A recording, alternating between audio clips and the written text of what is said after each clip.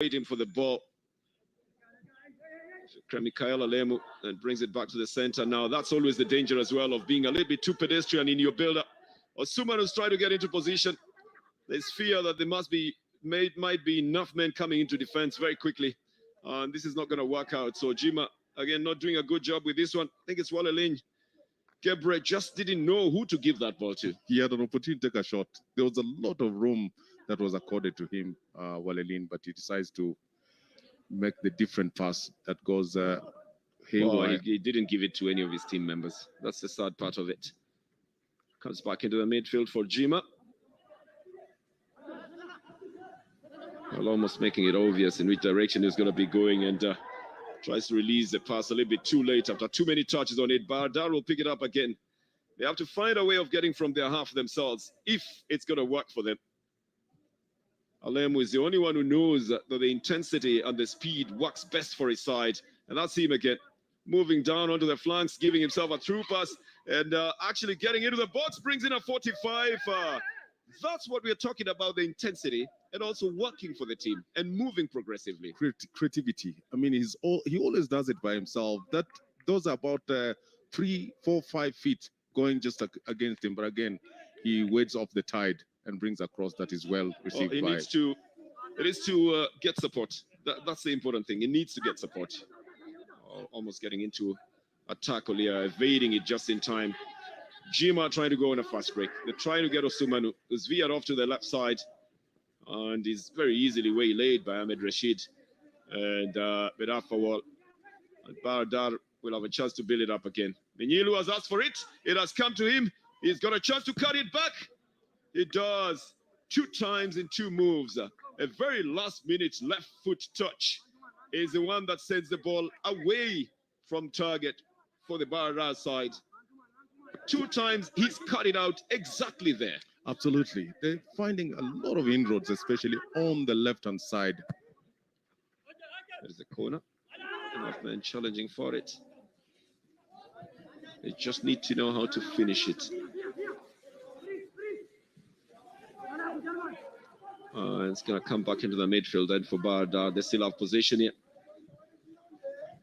When you have so many of the chances and you don't use them in the box, then everybody else starts questioning why you should have the chances in the box. Sumani will equally be looking for support. Waongo brings it down to the right side. Still trying to organize the attack. Waongo, I think, says that he thought Osumani was going to be going onto the right side, so the 2 Ghanaians just not getting it right. Apparently, Waongo Prince is from Burkina Faso. Oh, is he? Yeah, he's a Burkinade. I thought they said he was from Ghana. No, he's from Burkina Faso. Oh, he should have been confirming that then. I spoke to him earlier. Not a problem. Not a problem. I am just saying it would have been best for us to have confirmed it, other than just imagine that he was from there. So it's going to go out onto the right side. To Siom Tesfaye, then who brings in the cross. And a good shot here from Tedeschi Interesse, the man who's expected to salvage the season for the Jima Badifar side. And he takes it directly to the goalkeeper. Siom Tesfaye now. Waongo. It goes out to the right side then to Fitsumalemu, who just decided to punch a long one up at the front. Osumanu just try to get somebody with whom they can be having the correct touch to be moving forward. And once the intensity as well to be increased here, an easy pick by Menafa Wall for Bardar, although they don't take it too far. Oh, now they lose it easily to the captain of Bardar. Tries to get Gezain very easily stopped by some very good defense as well.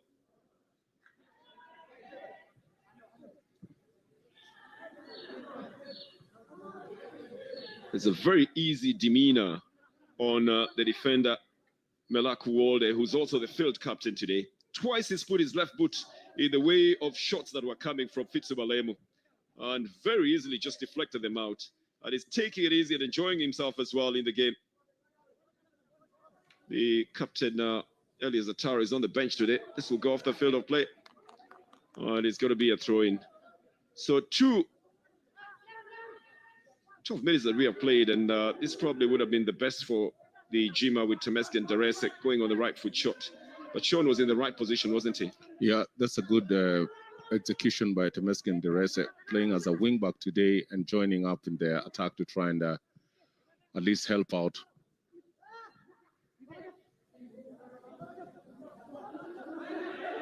This is back into the midfield.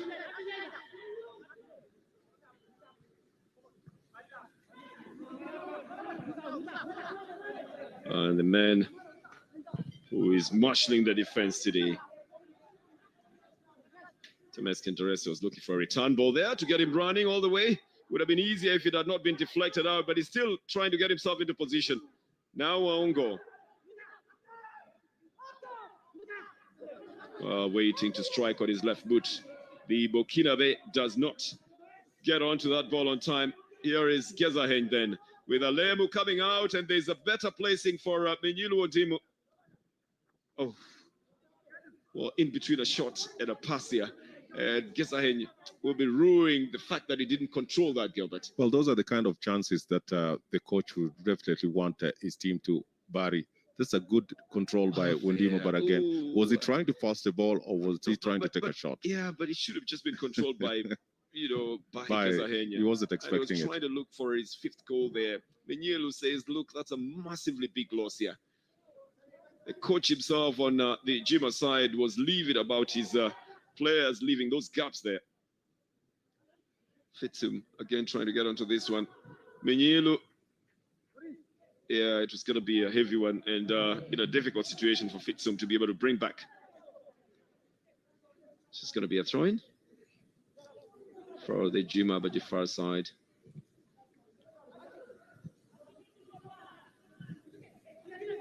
Now the Bahadar side should be careful not to be caught into the casual way in which the Jima side is playing, because Jima is enjoying themselves and they don't seem to be in a hurry. But if they get into that kind of mode as well, the Bahadar side, it's going to work against them. Attempting a through ball here for Gezaheng. Waongo out on the right side to Osumanu. Making a big run for it on the right side and then trying to cut back at 45. Waongo. Trying to look for a chance for a shot here. Gets back to Waongo. Little through pass for Osumanu, who shoots from a very difficult position. And a lot of work by the Jima side that doesn't bear any fruit, Gilbert. Yeah, it doesn't bear fruit. I mean, Waongo took him too long to at least crack a shot. By nose as well, he also missed a chance up at the front. He's complaining of that piggy ride that has gotten onto his back. And yeah, you can see that it takes off a little bit of energy from you. Came from the captain himself, Melaku Wolde. Girmadi Sasa. Gets it back from Menafa Wall. There's been 5 fouls in this game. So they'll build it again from their side.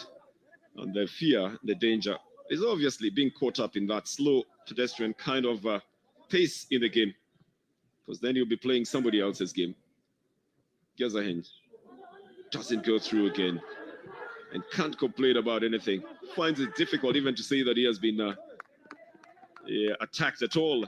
But that's not a good shot at all as well. That's a wasteful one as well. That's a wasteful one, especially from coming from an attacking midfield, Haptamuni Gusie. And the coach is not happy. He's very, very livid. He's telling them to try and, knock the ball around and find the right space to be able to put the passes in. They should listen to the coach. It will be the best thing for them to do at the moment. But I thought that the instructions have already been given off the field of play.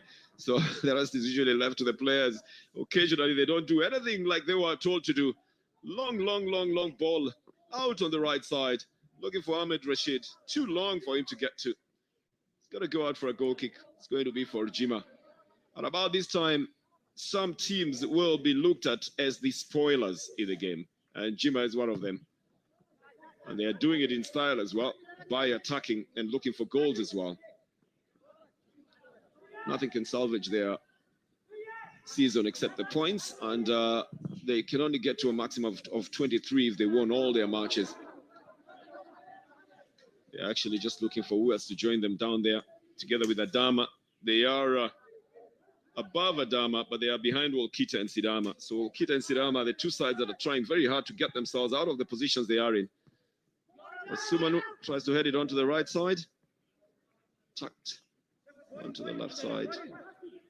Odessa was trying to send it out. It's going to be a foul by Minafa Wall. The referee has got his hands in his pocket. It can only be one thing that's going to happen there. It's a yellow card on Minafa Wall. Just going too hard in that tackle. It's his fourth yellow card of the season.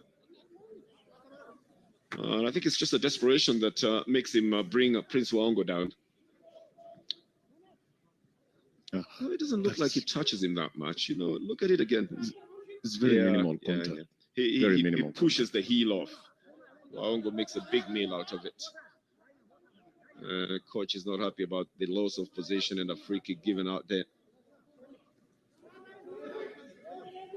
So Jima Rabajifar will organize themselves. Left foot in swinger. Too much energy on it.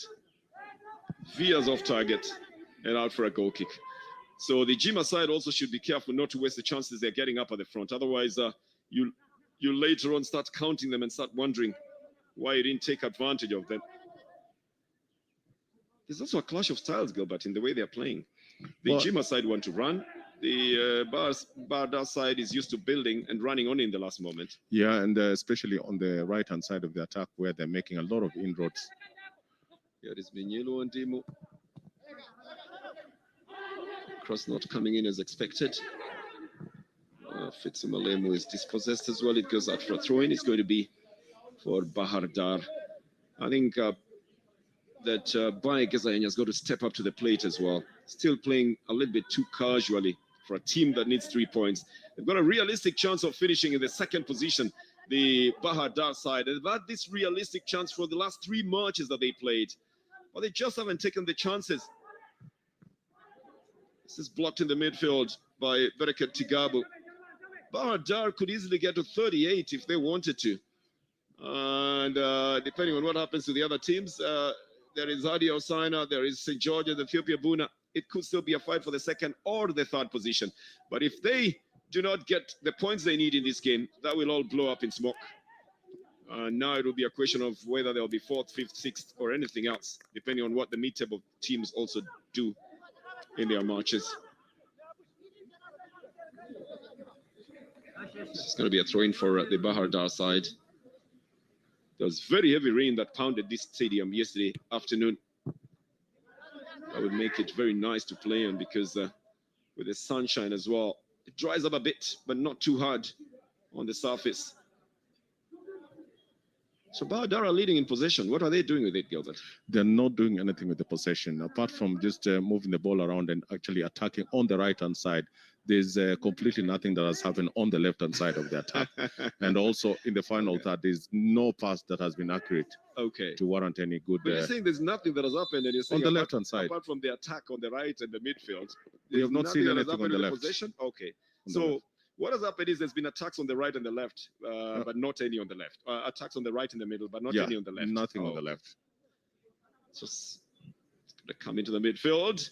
Alemu. What did he do there that makes him be penalized for it? It's going to be a free kick here. I think he's a guilty man, Fitsumalemu, and he gets a card as well.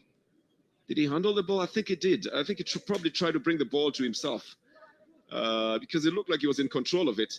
And the referee quickly stopped play there. 4th yellow card for Fitsumalemu. Man who scored 10 goals for the Bahar Dar side. Working hard for the team usually. This is a free kick that has already been taken.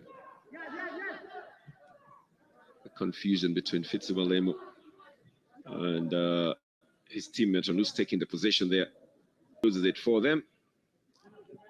It's going to go to the Jima Bajifar side.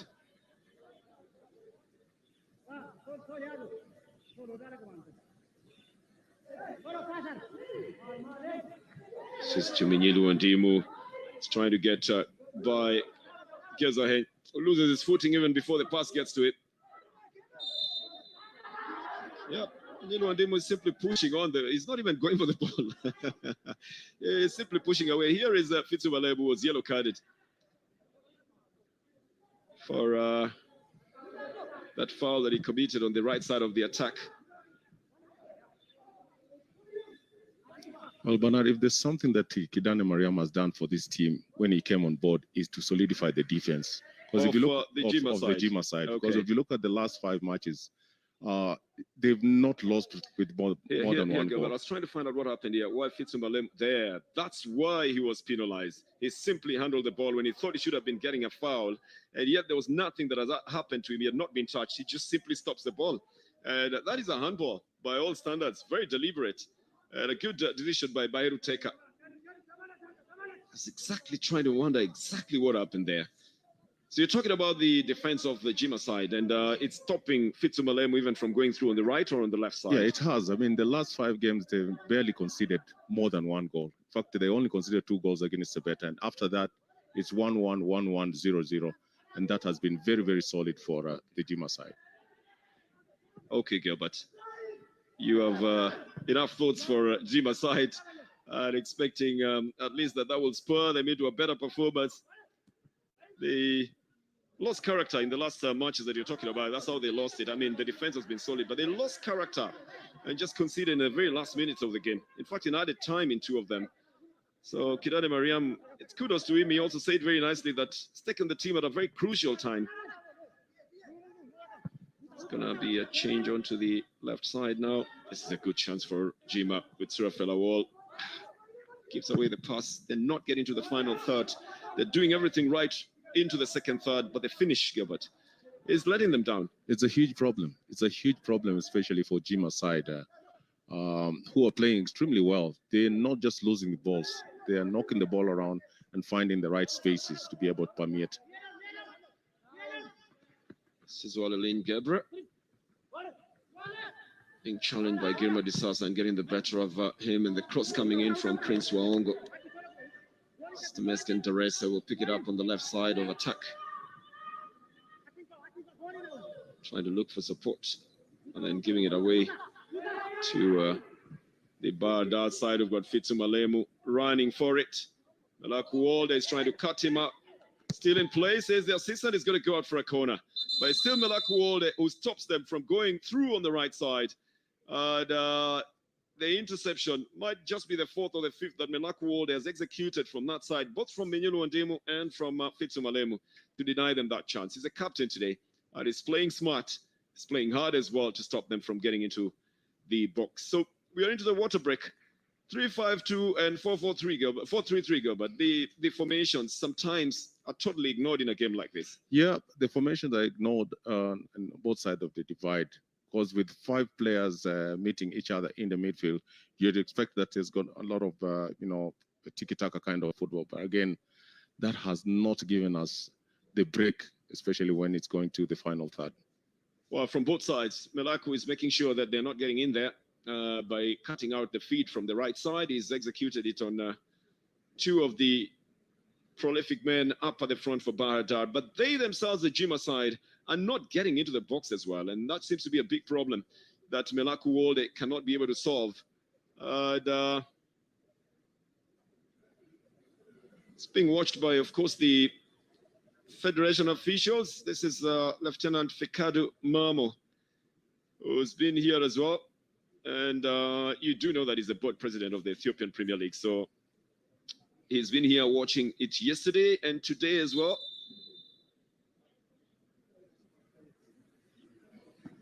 They probably are now thinking about how they're going to be awarding the trophy to the winners. Fasil, who took the trophy with a couple of matches remaining, getting to an unassailable lead now at 52 points. Nobody can get to that even if they won all their matches. So I think the board itself is probably now contemplating when they are going to give the trophy and where and what kind of ceremony.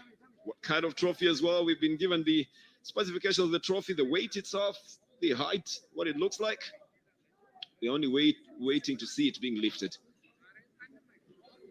It's going to take I can only tell you it's going to take a captain who's got muscles to be able to lift it up, because it's a heavy trophy as well. The corner that's going to come from the right side of the attack for Bahar Dar. Gezahen doesn't go for it. Waongo torn in between, sending it out and trying to flip it over. Ultimately, he has a touch that sends it up for another corner. This is going to come from the left side now of attack for Bahar Dar.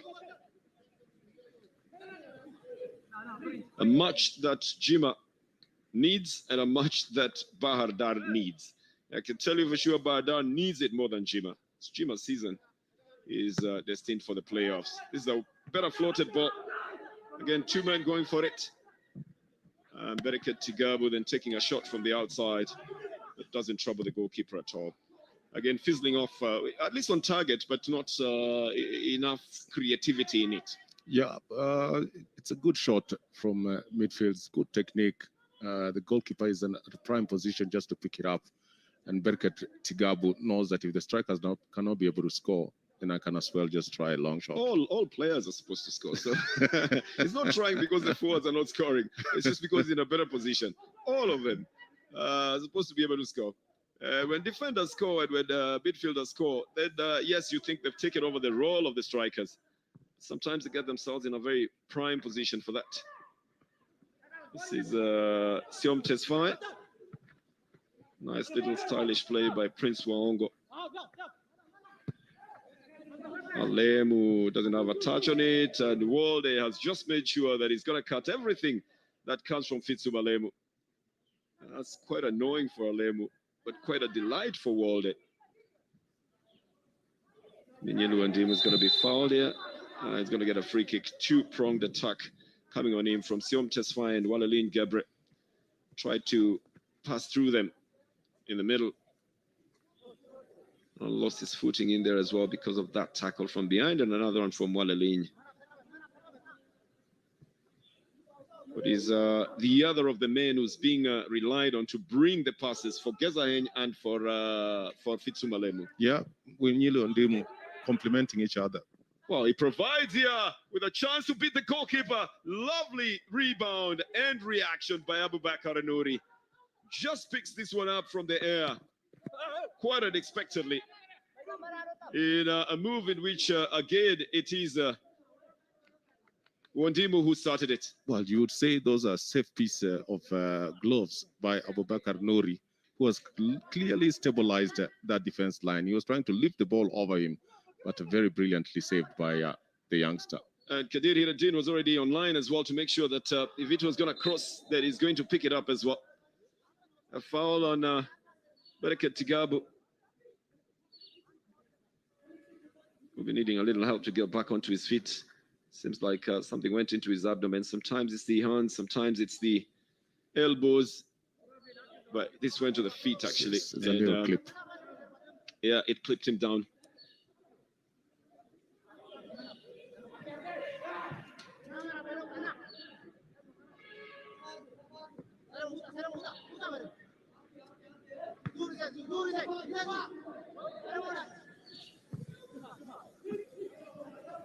This is back into the defense for the Bahar Dar. Back in their line of defense, moving together up. They try to evade the midfield now. Walde again. He's just going to be following this one. It's made it so difficult for Gezahen and for Fitsum Alemu to be able to go through the center. He's got some speed as well, very deceptively so. Gets a return ball here and plays very easy. Something happens when you get the captain's armband, which Melak Walde is holding on to today. Either gives you a little bit of some supernatural strength or even some supernatural vision. This one, a nice one by Menyulu Ondimu again over the bar. That's very intelligent. First time that they're using that kind of tactic. It's very, very intelligent. And, you know, he controls the ball. At this particular point, you expect him to give a pass, but that's a surprise shot. It would have gotten Nouri out of position. Well, it turns unexpectedly to an unexpected direction as well. But Nouri just makes sure that he's stretched enough to be able to push it out if it was coming towards the goal. 2 goal attempts from Menyulu Ondimu. You expect a little more from a man of his experience as well, but here is Fitsuma Lemu now. He looks out onto the right side, and the shot coming off the feet of Salamlek Tegen, not good enough. It's not on target. It doesn't trouble Bakanuri at all. Absolutely. And again, a good fit from Fitsuma Lemu. He takes his time, picks his shot, no target at all, just waving past the goal. Let's look at it more technically, Gilbert. Every time they're bringing the ball, there are three people up at the front. It's Minyino Andimu, and there is Fitsuma Lemu, and one other joining in. But there's 5 defenders every time that ball is going in that direction. The organization, I talked about it. There it the is again. organization. Look at it and count the defenders. There's 5 all the time when the ball is coming there. They drop back in numbers. They do. That's one thing that they've done very well in the matches that Kidane Mariam has presided over. So it's a good run by Osumanu, and then he brought it back to Abtamuni Gusie, who's brought it back to the defense as well. Well, they're just recovering on time to send the ball in the other direction. It's back in the midfield now. Olalein Gebre and Waongo. Sumanu providing the return. Waongo gives away the responsibility. There was nobody who was going to go for that ball there. There's only 4 wide shots going for it. But Waongo should have been trying to finish that off as a good striker. He should have gone into the box. He expected Osumanu to give him because it was a 1-2 situation. But Osumanu stopped, and Waongo didn't really have anything to do. So, 1-2 situation. The anticipation. You just expect, even when you see that there are only whites there. I mean, you control the ball as well. Waongo just gave away the responsibility there. It should have got into the box, in my opinion. But it's easier said than done. Derese. A little flip brings it back to Waongo. And then good run down on the right by Siomtes. Fired a shot. That's not on target coming from Derese. Meeting it as it's coming. He realizes, and he's the only one who seems to be doing that you can shoot from outside the box as well. The rest are trying to build right into the box. Absolutely. And that's why he's on six goals. We call it as it is. He doesn't give the ball time to, to drop down. He hits it as it comes. There's a chance on the right side for Bahar Dar again, not shooting straight. And another big miss for Bahar Dar. I think there's a little flip of it as well. That sends it out for a corner. Quick run from the misfiring to Mesgen. And this was enough wide shots going for it.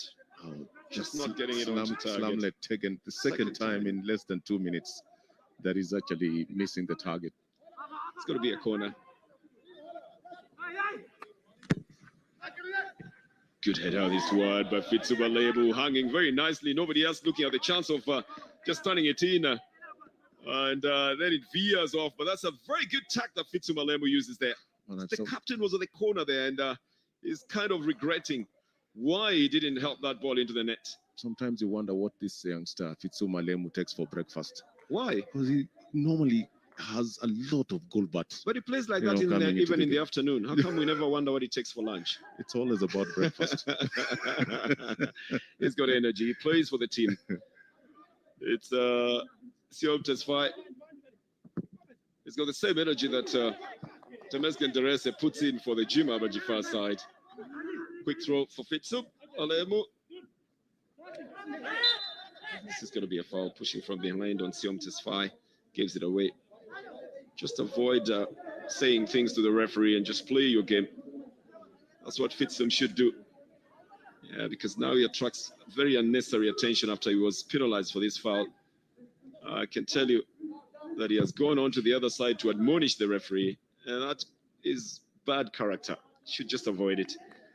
Fitsum Lemu already has a yellow card in the 22nd minute, so you know what happens when you get a second one. And he's needed very much in this game. Bereket Tigabu. That's him again, Fitsum. You might be a good athlete in any sport. If you don't have the discipline, then everything else is lost.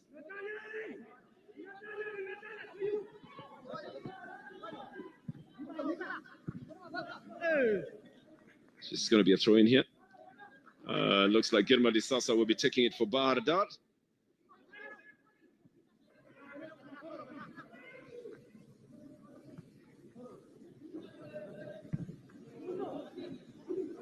Fitsum Fikre Mikael Lemu to Gezaheny. He's losing his position more often than not, but wants to be a superstar here and takes a long shot. He is missing in the combination up at the front, but suddenly turns up with a shot from nowhere, Gilbert. Yeah, I think he turns in the defender, and there's a lot of space that is been accorded to him. He's look as the goalkeeper, and at this particular point, you want him to direct the shot, but the ball just wearing the off. question is, where has he been in the other attacks? Because he's losing the position whenever they're coming in, and he wants to be, an all-alone player up at the front. Well, that question should be directed to Heradin, Kedir, and Melaku Walde. They put him in their pockets. No, those are the defenders. But I guess just one goal attempt. It's not on target at the moment. It seems to be fizzling out in most of the attacks. Plus, I think I noticed him limping a bit earlier on, and might not be in the best shape to run up at the front. Alemu, on the other hand, puts it 100% every time.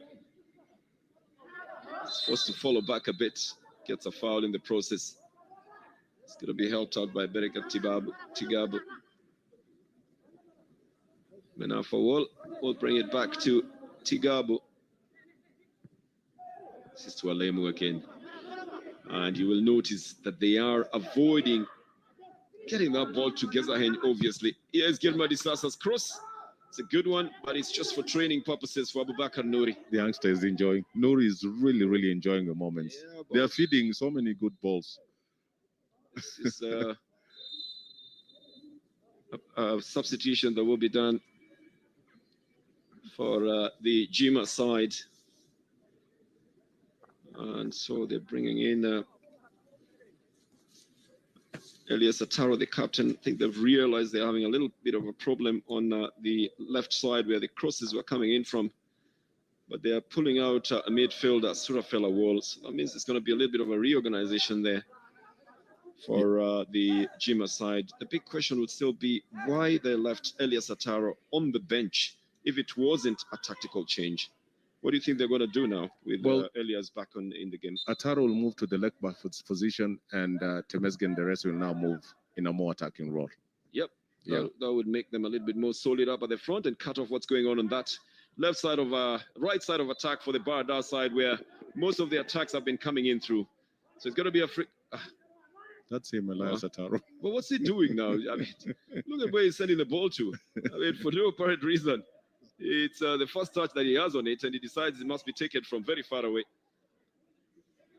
Bahadar will bring in the run on the left side. And I wonder where Baye Gezahen is running to. You can't be executing a run away from the goal area. Yeah, it's not going to work for you. And there is a winger in Gilma Disasa on that side. There is no even purpose for you to run because you're just using energy for nothing. Well, that's going to be a little bit of a waste there. So 53% of the ball possession with the Barada side. You can't play just for possession. You've got to make possession work for you. Prince Waongo out on the right side to Siom Tesfaye. Very good anticipation by Nigatu Selassie. Gilma deemed to have executed a legal challenge there. And Bahadal will get into position again. The defender is off the line. And Baradara coming in through the left side with Gezahen looking for where to take it to. Good punch coming out of Fikra Mikael Alemu, pushed out by Abubakar Nouri. He's had enough practice. Yeah, so he's just now perfecting everything else. He has enough practice. That is a good feed and good technical application by Fikra Michael. Again, it's been a holiday for Nouri. Oh, that's a wasted corner. It goes off the field of play. Taken on the other side by Fitsum Alemu, the one who took it. And this push had enough power, but Abubakar Nouri had enough anticipation as well. Knows that he only needs to push it off the field of play. The resultant corner has been wasted by the Barda side. Fikra Mikael was thinking something better should have been coming out of it. Here is Alemu to Baye Gezahen. Trying to go in through the center. He doesn't even fall back to try and pick up the loose balls, to try and, regain possession. And it could just be the man who will be looked at as the weak link in the first half in that attack on the Barada side. I'm talking about Baye Gezain. Absolutely. Absolutely. Baye Gezain has not been the go-to man, despite the fact that he's playing alongside a more industrious Minyulu Ondimu, the striking force. This is going to be a foul on Fitsumalemu. It's been held from the back. And the referee tells Negatus Selassie to get out of there because it's a free kick for the Barada side, who have quickly taken it. They're turning it onto the right side. The wings have worked best now. Elias Ataro is going to be covering that. And that means the crosses will have to come from a long distance. They might not work very well, but that means that even the Barada side must find out how to change tact to try and get into that box. Sumani does the right thing to make sure that this ball doesn't roll out of the field of play, but it doesn't pick possession as well. So Barada then have it. Mena for wall. All the way back to the goalkeeper. Playing the 44th minute of the game. In the first half, a little bit of humidity coming down after yesterday's rain and the sun this morning. Just makes it a little bit humid in the field. Derese. It's got Osumanu, and now it comes onto the right side. Trying to get it back to Osumanu becomes difficult. Waongo will pick it up for the Jima Badifar side. It makes it pretty obvious that he's going to be taking a shot just by his footing. You're not going to beat the goalkeeper in that way, Gilbert. How do you then analyze this first half? Well, I think both sides have lacked ideas, especially when it comes to the final third. The build-up is very good. They're moving the ball around. The entertainment value is there. But again, when you want to be really entertained, you need goals. So lack of goals on both sides makes this a very dull affair. Going to go to the right side to Ahmed Rashid, then Odessa brings it onto the left side.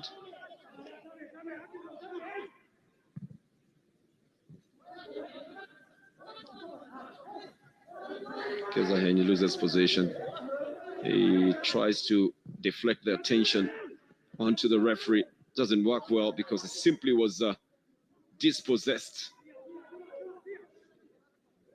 And then it's going to come out on the right side. Well, it's not moving very well for the Barada side on the right side of the attack, but neither is it moving well for the Jima side on the left side of attack, where we thought they would be releasing Temeske and Derese to run further up and provide the crosses on the width, but that has not worked out well. Mwenyilu and Dimu's trying to get onto it now. Better touch by Elias Ataro. Derese moving it slightly faster now. Sumanu try to get it to Prince Waongo. It's a better stop by Girma Disasa. We're playing 2 minutes of added time after playing the first 45 in still a Dawa 0-0 draw. So Sumanu brings it into the center. This is going to be a foul here. The captain of the side complaining about it. It's going to be yellow carded. I mean, it's just too many calls on the referee and too many words going to the referee for no good reason. So Fikra Bikaela Lemu gets his 5th yellow card. He's not going to be playing in the last game. He's going to be suspended for this. That means he will miss the game against Welaita, which is the last one that Baradar will be playing. That's the foul he executed. What a pity. In the 46th minute of the game. You're not going to see goals in this one, Gilbert, are we? In your... Not in the first half. Okay, that's what I meant in this half. Ongo, it just confirms that we're not going to be seeing goals in this half. It goes out for a goal kick. So the Burkina Bay not taking a good shot towards goal. I think that should be the last bit of action that we are seeing in this half.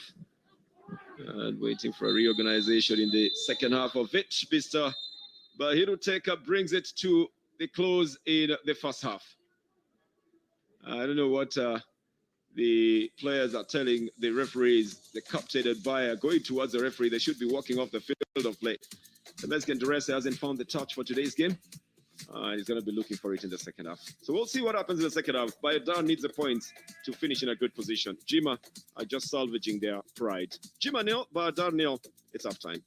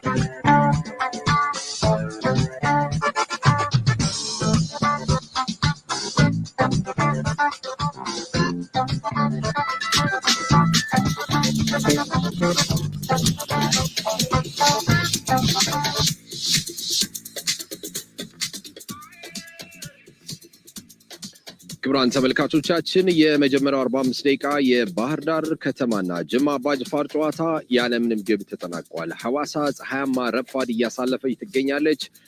በጣም አረንጓዴ በሆነው ከተማ የዩኒቨርሲቲ ሜዳ ላይ ነው የኢትዮጵያ ፕሪሚየር ሊግ ጨዋታዎች እየተደረጉ የሚገኙት። በጣም ወሳኝ ጨዋታ ነው ለሁለቱም ቡድኖች። ጅማ አባጅፋር ደረጃውን ለማሻሻል፣ ባህር ዳር ከተማን በተመሳሳይ በደረጃ ውስጥ ለመጨረስ እንዲሁም የኢትዮጵያ ፕሪሚየር ሊግ የገንዘብ ክፍፍል የተሻለ ጥቅም ለማግኘት 45 ደቂቃ ይሄ ያወራነውን ነገር የሚመስል ነገር አለው።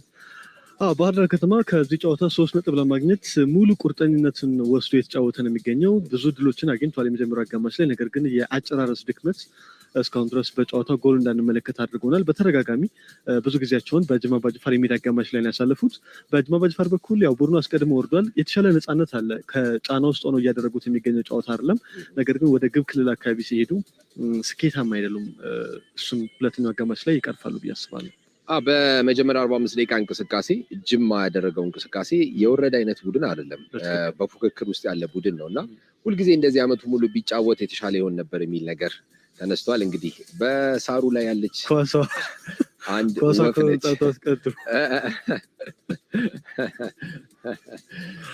ይሄ ሳር እንግዲህ እስካሁን ድረስ በኢትዮጵያ ፕሪሚየር ሊግ ከታዩ 5 ከተሞች መካከል የባህር ዳር አንደኛ ነው።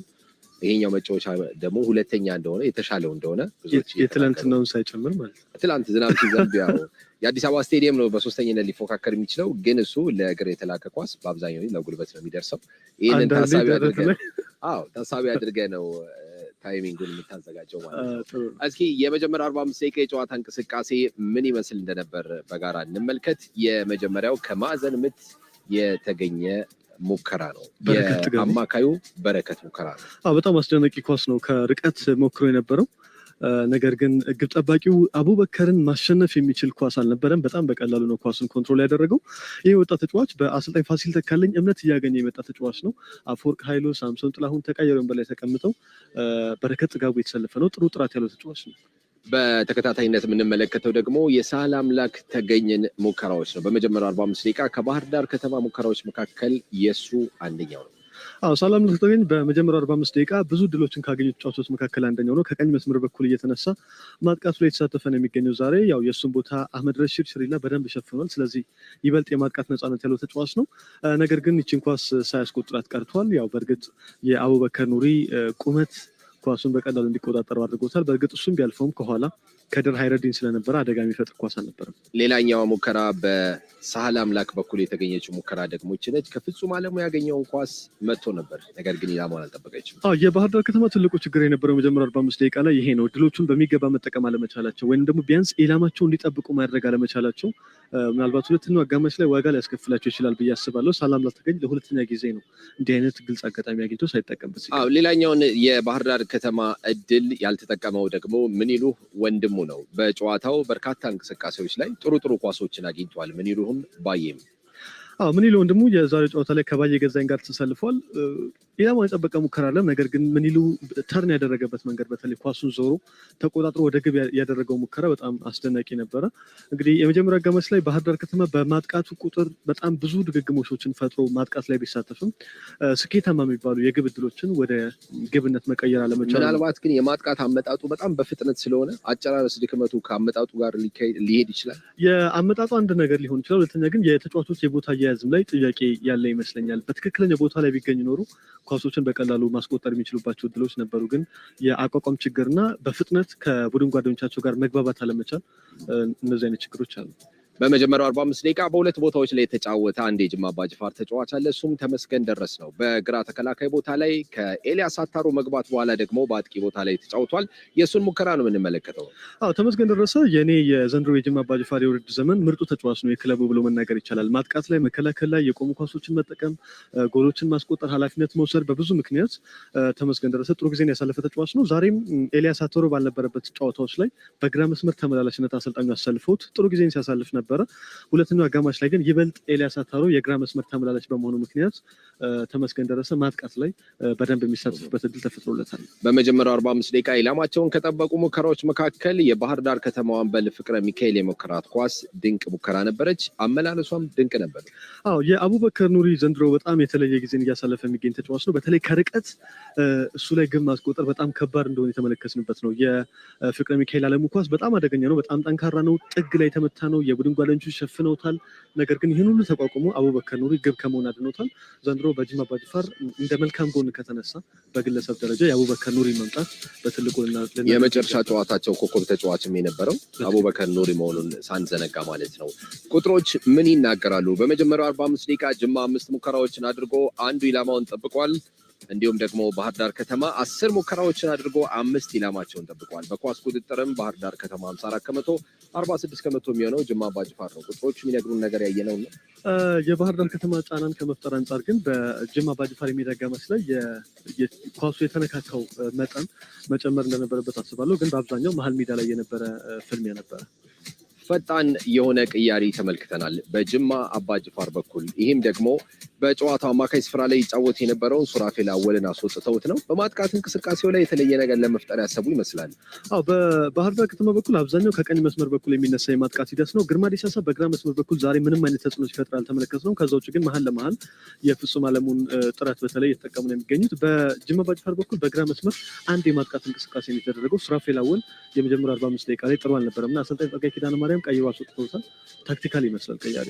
ፈጣን ቅያሪ ነው። ደስተኛ የሚያደርግ አይደለም። 39ኛው ደቂቃ ላይ የተደረገ ቅያሪ ነው። ሱራፌል አወል ጎል ካስቆጠሩ የአሸናፊነት ጎል ካስቆጠሩ ተጫዋቾች መካከል አንዱ ነው። ተቀይሮ የገባው ደግሞ የግራ መስመር ተከላካዩ ኤልያስ አታሮ ነው። ተመስገን ወደፊት ሆኖ እሱ መጥቷል። ሌላ ምን አማራጮች አሉ? ሳዲቅ ሴቹ አንደኛው አማራጭ ይመስለኛል። ፕሪንስ ሰቬሪኖ እንደዚህ ደግሞ ሌላኛው አጥቂያቸው ኦስማኑ በሚጠበቀው ደረጃ ጥራት ያላቸው ተጫዋቾች ናቸው ብሎ ለመናገር በጣም ከባድ ይመስለኛል። በተለይ ፍጥነት፣ ቅልጥፍና የሚጎድላቸው ተጫዋቾች ናቸው። በእርግጥ ከአማካይ ክፍል ተገቢውን ድጋፍ አግኝተዋል ብዬ አላስብም በ45 ደቂቃ። ሁለተኛው አጋማሽ ላይ ግን ሳዲቅ ሴቹ የቡድኑ መኮንን ምናልባት እዚህ ላይ ማንሳት የሚገባን ነገር በተጠባባቂ ወንበር ላይ ያሉ ወጣት ተጫዋቾች አሁን ከመጡት ከነ ፕሪንስ ኦስማኖ ጋር ስታነጻጽራቸው የተለየ ነገር የሚያደርጉ አይደሉም። ሜዳ ላይ ያሉ 45 ደቂቃ ላይ የተመለከትነው ያንን ነው። በተለይ ተጫዋቾቹ የቅልጥፍናቸው ደረጃና የፍጥነታቸው ጥያቄ የሚነሳበት ይመስለኛል። ተቀያሪ ወንበር ላይ ሳዲቅ ሴቹ አለ፣ ቤካም አብደላ አለ። በጣም በግል ክህሎቱ በተለይ ላቅ ያለ ተጫዋች ነውና ምናልባት እንደዚህ አይነት ቀያሪዎች ሊያደርጉ ይችላሉ። በባህር ዳር ከተማ በኩል ይበልጥ አሁንም ያለውን ቡድን ስብስብ የሚያስቀጥሉ ይመስለኛል። መኮንን ፈጣን ስንብት ነው ዛሬ የምናደርገው ከተመልካቾቻችን ጋር። ከጨዋታው በኋላ ተመልሰን የምንገናኝ አይሆንም። በቀጣይ ድሬዳዋ ከተማ ከፋሲል ከነማ 8:45 ጀምሮ ሱፐር ስፖርት ጨዋታዎች በቀጥታ ወደ እናንተ ያስተላልፋል። ከሁለተኛው 45 ደቂቃ የባህር ዳር ከተማና እንዲሁም ደግሞ የጅማ አባጅፋር ጨዋታ በኋላ ማለት ነው። መልካም ጊዜ እንዲሆኑላችሁ እንመኛለን። መልካም ቀን ይሁን።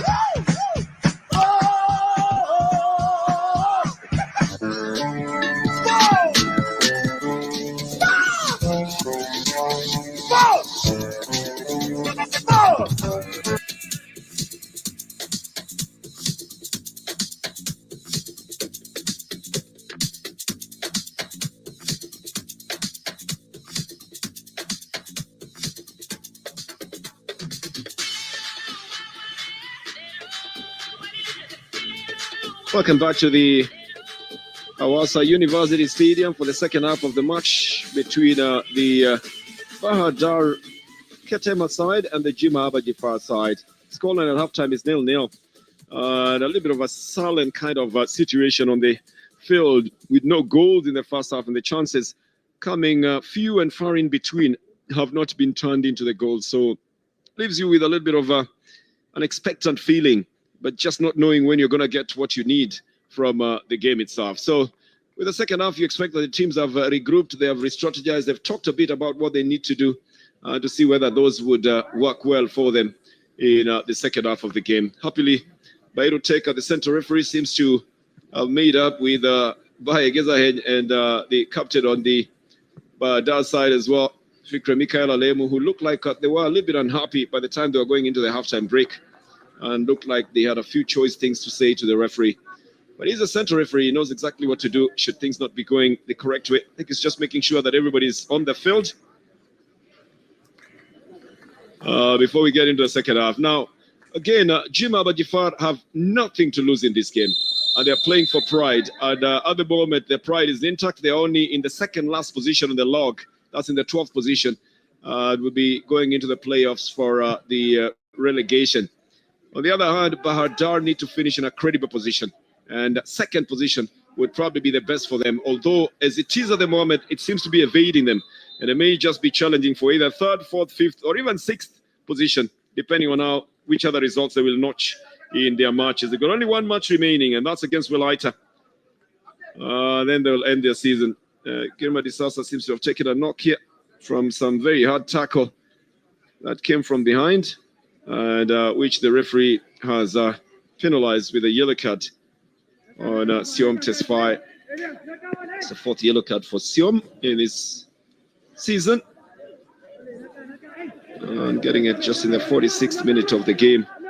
It's the earliest you can get it from resumption. Big question is, Gilbert, what could they have said at halftime that might change the way they were playing this game so far?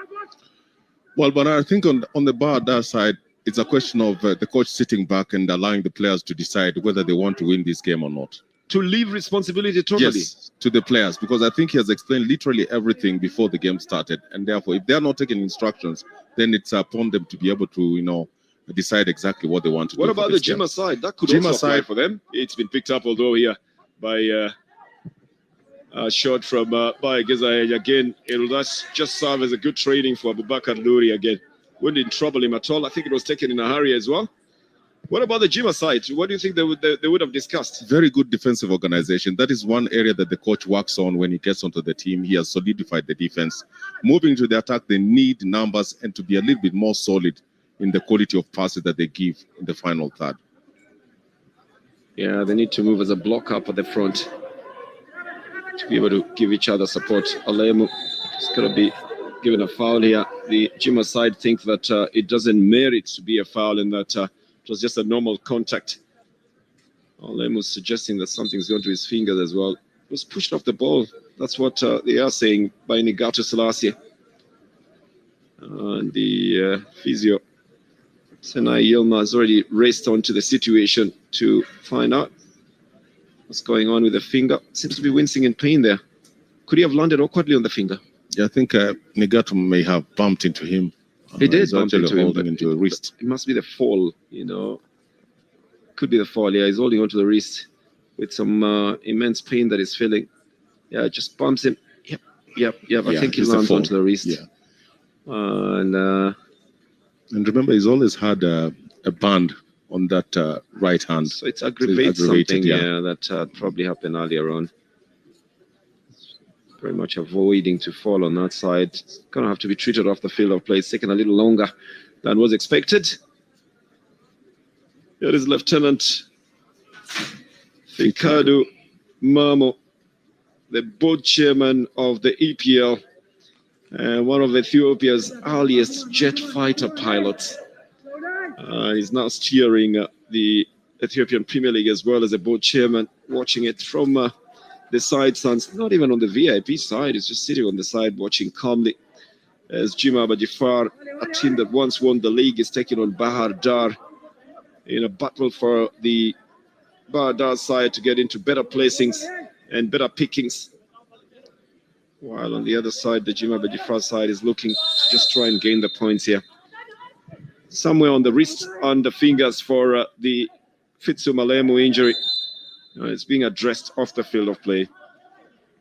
This is going to be a free kick. It was a tackle that was given the other way around by Walalin Gebre. Ataro. It's going to be pushed off the field, off the ball, so a free kick will be given here. We're going to have a lot of calls here, Gilbert, on the fouls. Everybody thinking they're entitled to the foul. Yeah, you mentioned it from the word go that both sides need this win. Of course, Jima winning this league just for the motivation purpose, but Bahardar also needing this points just to be able to shoot them at least to fifth position, to second position rather. They really need to work on that then.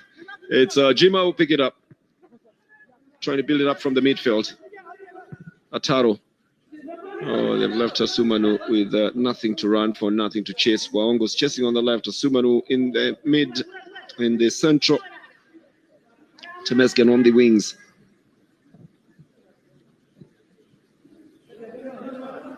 Minyano Ndimu is asking Girma Disasa to open up on the flanks, but then he changes it onto the right side. And it's well stopped by Saleam Laktegen, but he doesn't take position. It's a clearance that goes out on the right side. Clearance coming from Bereket Tibabu. Well, you thought the intensity would come with the second half, you know, where it's the second half and it's the only half and everybody now knows that they have got to get the goals. But instead, they've opted to build it very slowly from both sides, just take their time to move on. Siom Tesfaye on the right side. Looking for a chance to bring it across, but playing it again into the midfield. And what a way to finish off Gilbert. I mean, really nothing to write home about in that move. It's been very, very wasteful, especially the technical application in the final pass on both sides has really, really not helped them a little bit, any bit. This is Ataro. And then Ligato Selassie plays it out to the right side. Siom Tesfaye opts to use Waladin Gabriel again on that right side. And Gabriel getting it to Temesgen. Derese trying to work his way into the penalty box. And might just get a chance to be able to build it from the left side. They've been having those spaces there. They don't see them very much. If this ended in a draw, then Baradar would be still in that fourth position with just 1 point extra. And the Jima side would also have just a point, and that would be it.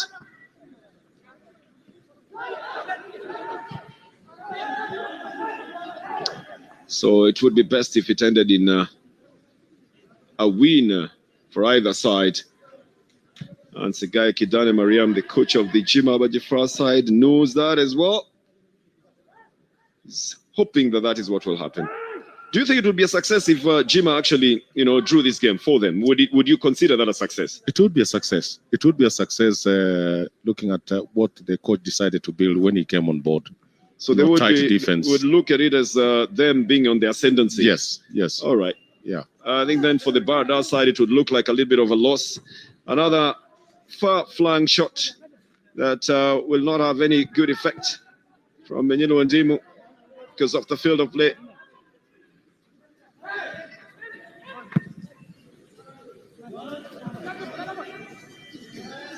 Prince Waongo gets it to Osumanu. He opts to bring it back into the midfield. And then Gabriel will send it out to the right side for Siom Tesfaye to pick up. Maybe that's a better delivery. Subanu decides to go on a diving header. It's just that it goes off target. It's going to be a goal kick. But it's the one opportunity that Subanu has decided to capitalize on. As the ball comes, he quickly launches himself forward. I think he had the touch. He's the one who had the touch. There's no doubt. It's good technical application. He's getting in between the two central defenders. I think at this point, he must have been wary of the foot that was coming in. Yeah. He had to be careful about that. That's why the ball goes out. Defenders left complaining about Osumanu having been on his own. His team cheering him on. They need to bring in more crosses like those ones for him to be able to work with. For Gilbert Disasa, he just doesn't control it. Goes out of the field. It doesn't give 100%. I mean, really, he's playing just a little bit so casually and taking his time. It's going to be a throw-in, but we'll wait for another football to be pushed off the field. There were two of them from the enthusiastic ball boys who've done a brilliant job right from the beginning in making sure that there's minimal time wasted in resumption of play. Walde with a little push back to his goalkeeper, Bubakar Nouri, who takes slightly longer to clear it. Ultimately panics and pushes it up the field of play. Minyino Ndimu.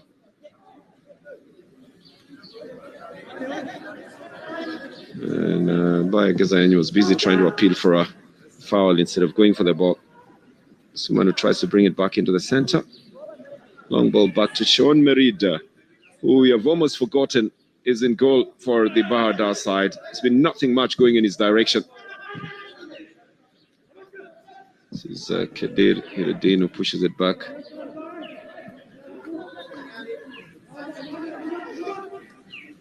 Girma Disasa just pushed it too far. I expected to get onto it. Some hard work by Alaline Gebre. And comes into the midfield to Abtamu Negusia. Looking for space on the left side. They don't have it. And the foul will be given to the Jima Bajifar side as well. From a tackle that came off the feet of Bereket Tigabu. They've been trying to avoid that midfield, the Jima side. And unfortunately, it's the only transit route to going to try and get the goals.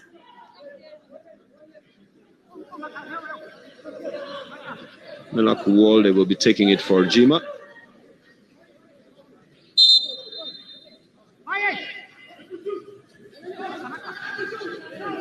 Oh, he's taking his time to be able to lift it, trying to get it above the defenders. Girma has a touch on it that sends it out for a corner. Temesgen Derese is already beginning a run down on the right side. Derese not on target today. He's got 6 goals to his credit. Scored the winner against Wolkite.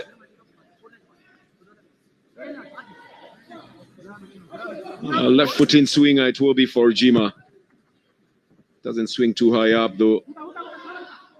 Maybe a clearance here. Can Jima bring it back then? Kadir Hireddin tries to make things difficult. Girma just cuts it out and shields it out for a goal kick. It's not as sharp as we expected it to be, and not as exciting, but as we expected it to be. Well, from a tactical perspective, Bernard, if you don't have players running in between the goalkeeper and the defenders in that space, then you're most likely not to be able to score goals. So that's what they should be doing then. But that's why they try to bring in the crosses and try to bring in the free kicks as well. The only thing you can tell them is to bring in the free kicks and the crosses. But now they're running, they must do. That's what football is about as well. There'll be a foul of Fitzu Balemu. Can almost imagine him conversing in Amharic and asking the referee why he's letting these things happen to him, because he's clipped on the back and loses his footing. A free kick is given to him.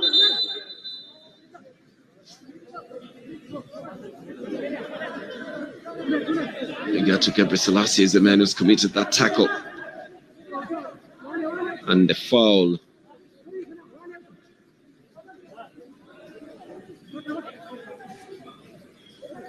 Referee says, wait for the whistle. Listen to the whistle. So it is going to be for Bahar Dar. I've pushed in enough men there.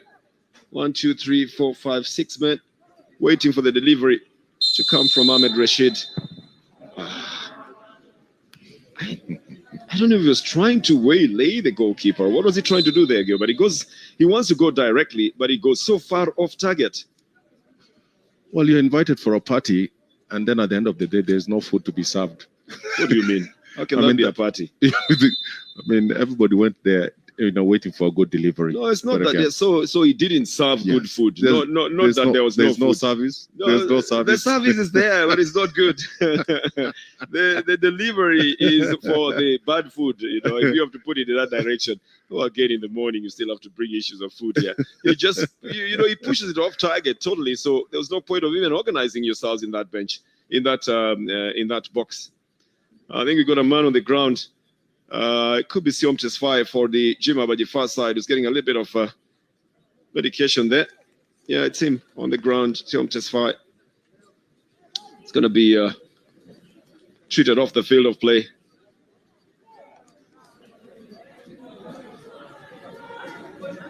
Kidane Mariam issuing some last-minute instructions as well.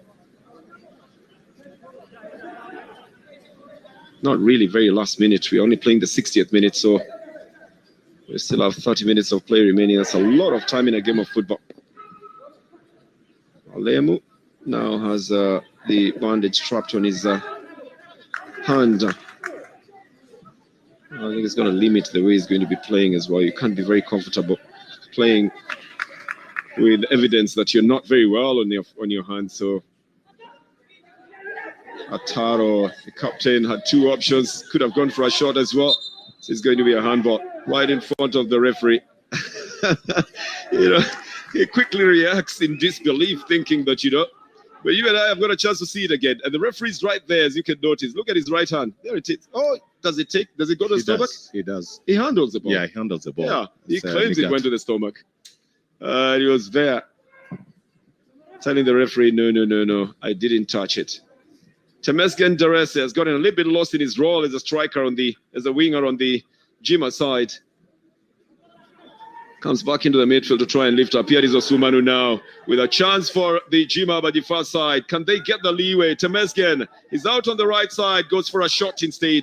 Doesn't bring in the cross, he'll get a corner. A deflection, cutting it out. With Odessa and Menafa Wall in there, they're forced into a very quick decision. The angle is very difficult. Yeah, the angle is very, very difficult. It's been narrowed down by the defenders, making it difficult for Temesgen to see the goal. Odessa just put his boot there and they deflected it off the field of play for a corner. A left foot in swinger by Waongo. Lifted high up. Simon was rising for it as well, but so a good number of other men, including by Gezahen. He's going to go to Sean Merid. Nothing you can do about a ball that is high up in the air with the goalkeeper going to pick it up. He'll have the advantage over you.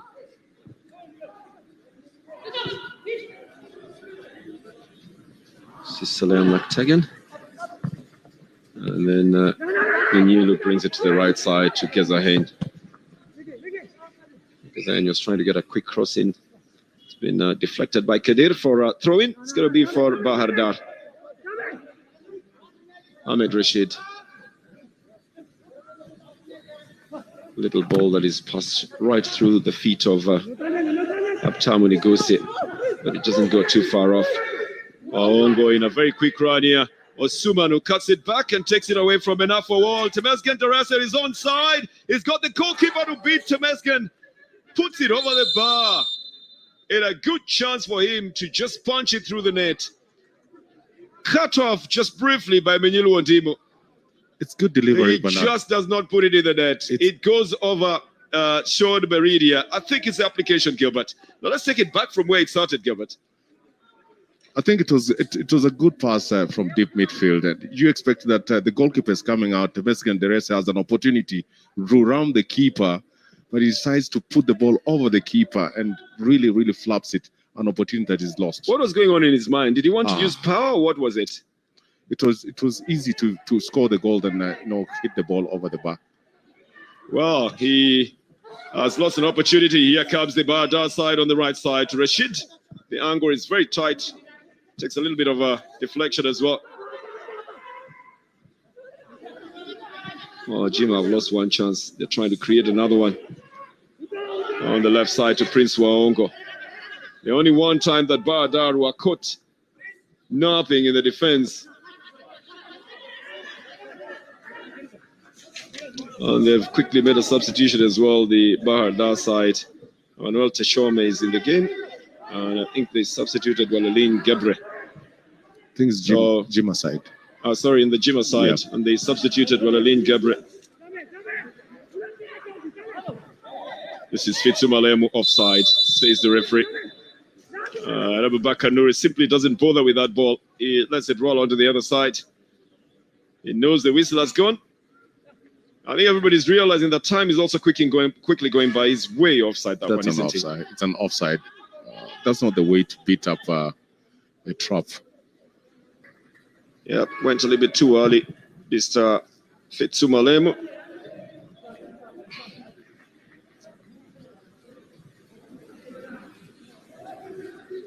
Gezahen going into the box, trying to take it in his own stride, doesn't cut it back. And then Malakuolde takes it out. Osumanu tries to get a return ball, tries to get a ball onto the right side for Derese. Girma Disasa now gets it back from Gezahen, then decides to change the wing altogether. Inyelu to Fitsum and then out on the right side. Tegen. All trying to get it into the net, other than just try to get it to the men who are in the box.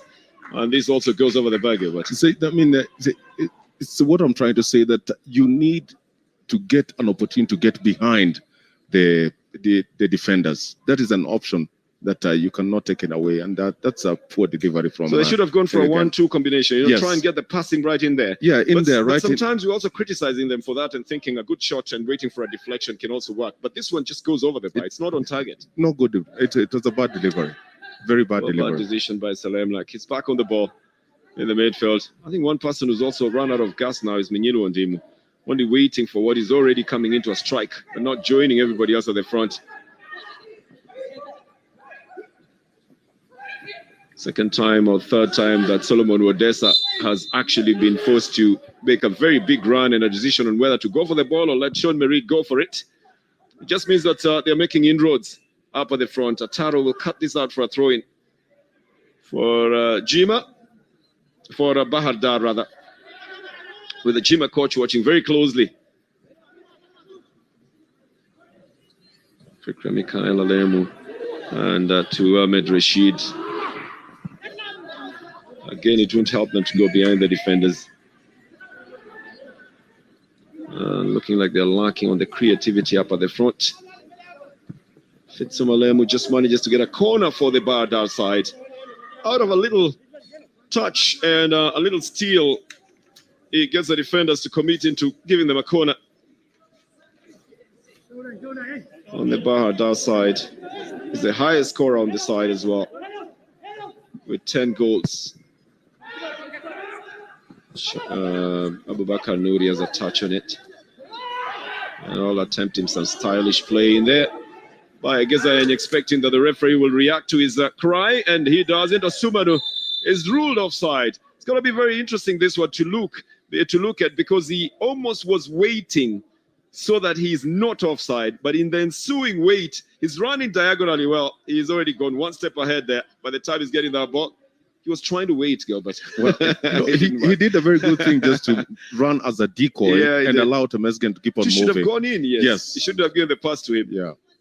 But I guess sometimes it's difficult to make these decisions very quickly. There is a substitution in the offing. It's a change here.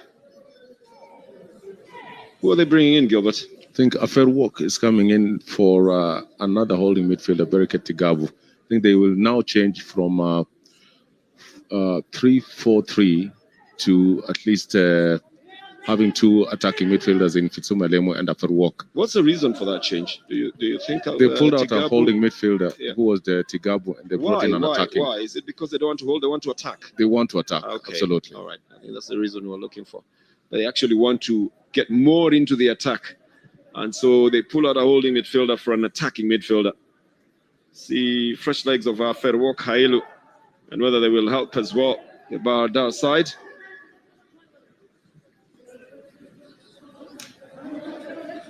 They've looked very casual, the Bahar side, especially from behind. They have not been going with the intensity that is required. Maybe Ferwok will light it up a bit. Here's Alemu. A better delivery by Minyilo, and to buy Gezayen, and the return now going to fit to Malemu. The crosser looking for just a touch here from Salem Leka. Is overtaken by that occasion of having the ball in there without really expecting it. And it causes some worry to Abubakar Nouri. The best way to play right behind the defenders, that 1-2 combination, and look at that. He's all alone. He's all alone on the right-hand side, and you expect that with a good cross from Fitsum, Temesgen, no, that should be Salamelek Tegen should be barring that ball. So now they've gotten it right, going behind the defenders. Yes. We have another problem now, putting it in the net. Now that's the other problem. But going behind, that's the first time I saw them do that. Back into the midfield for the Bahar side.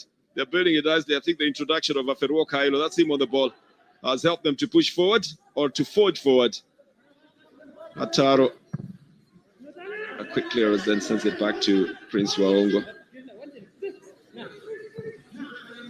Odessa. And Ferwok again, just playing it back to Solomon Odessa. Now they're getting a little bit of creativity in the way they're playing. Sean Merid will probably come into picture a lot more than before. As we play the 70th minute of the game.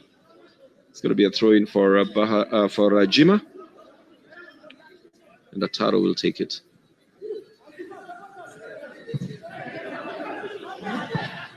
Osumanu doesn't get onto that one. That was intended for him in the midfield. Mikhail Alemu then gives it out to Girma Disasa. Brings it back into the midfield to the captain again. Fikra Mikhail Alemu. No, this is Fitsum Alemu.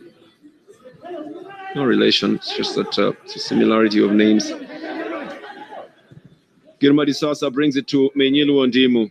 And then Wandimu just decides it's time to take a shot and pushes it over the bar. I mean, his demeanor just tells you that Wandimu has done his work. Substitution is in the offing. Yeah, is warming up. Who do you think is going to be coming in for? My hunch gives me the fact that it's probably Wandimu Menyilu or Baye Gezahen. One of those two players. I think it's going to be Baye Gezahen. You're sure? I think they need a push from in there.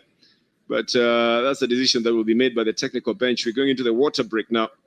And Fasil Tekalin again is looking at a situation in which he could be getting another draw out of 7. It might just count for the 4th draw if they don't get a win out of it. They've lost 3 out of 7, drawn 3 out of 7, and only won 1 out of 7. He needs to map a strategy. They've used the right side most of the time, and then the midfield. They're not using the left at all. They've abandoned it. Unlike Jima, who have used the right side most of the time. Yeah, absolutely.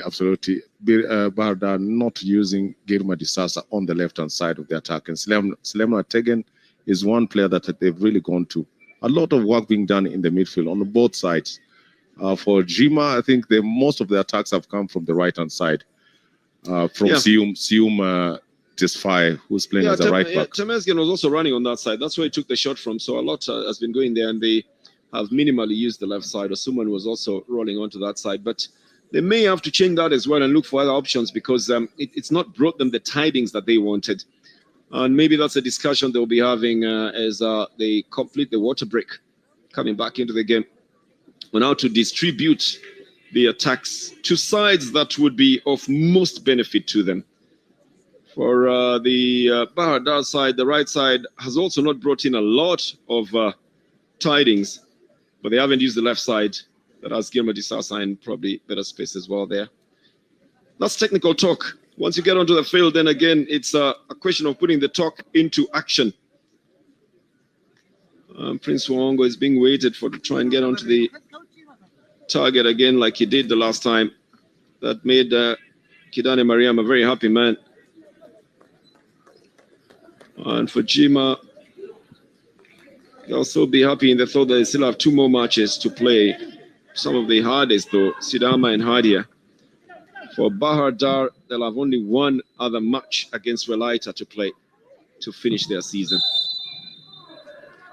So those obviously very tired legs as well as you go towards the end of the season, but you still need the points, and the push must also be on. Menyilu Wandimu is feeling the pinch as well from the tackle by Kedir. By Gezahen as well, looking a little bit tired in it. Menyilu's back on his feet. This is going to be a free kick for the Jima Bajifars, for the Bahar Dar side.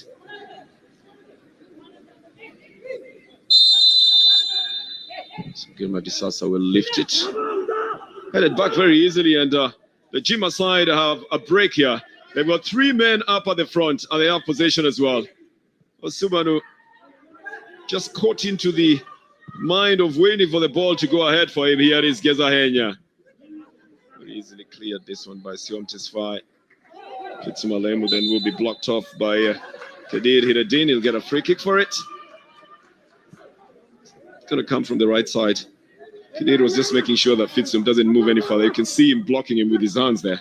It's a defense, yes, but that's an illegal kind of defense. And now they have a chance at a set piece position. You only wish that Fitsum would play the game. Forget about giving addresses to the assistant referee and to the center referee. Just play the game. Disasa has come to help on the right side to take the free kick. Mr. Bahiru Tek has realized a lot of pushing and tagging because Wadessa has also joined the fray up at the front. It's a well floated ball here, but Odessa doesn't take it with his head.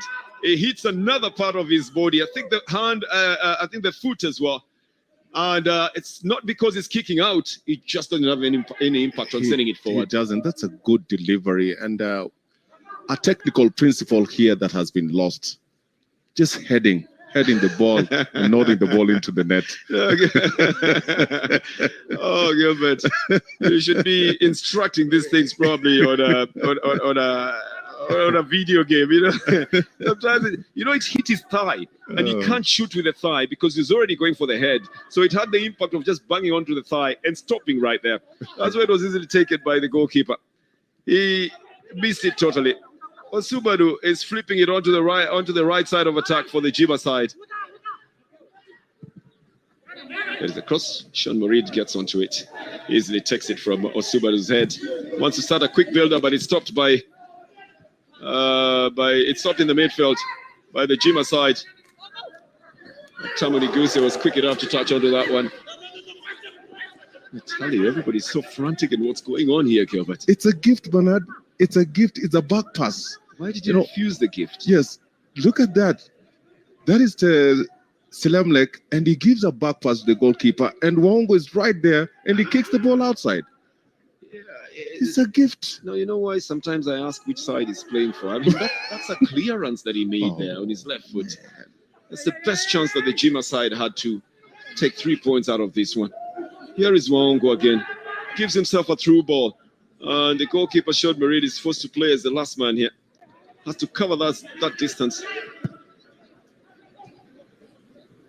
Yeah, he's showing a little bit of his infield skills as well. Playing it out here to Ahmed Rashid. Tegan. Salem missed a chance, 2 chances actually for the Bahar Dar side. This is floated nicely by Fitu Malemu, but easily picked up by the goalkeeper, Abubakar Nouri. Puts it in the midfield for Abtamuni Gusi. Disasa stops it for Ferwok. Trying to get it to Fitu Malemu, and then it doesn't go there. Ataro. Temezgin Derese that pushes it onto the left side. Tuaongo running for it. Still got the company of Solomon Odessa to deal with, and is finding it very difficult to get to any ball that Solomon Odessa gets to. Absolutely. I think the tactical discipline by Odessa has got a lot of anticipation, especially when the balls are placed into open spaces. Very good action by Sean Marid in the last few minutes, and this one didn't trouble him a lot. Waongo just flickers it away from the goal area instead of putting it into the net. And he was obviously desolated, that fact there.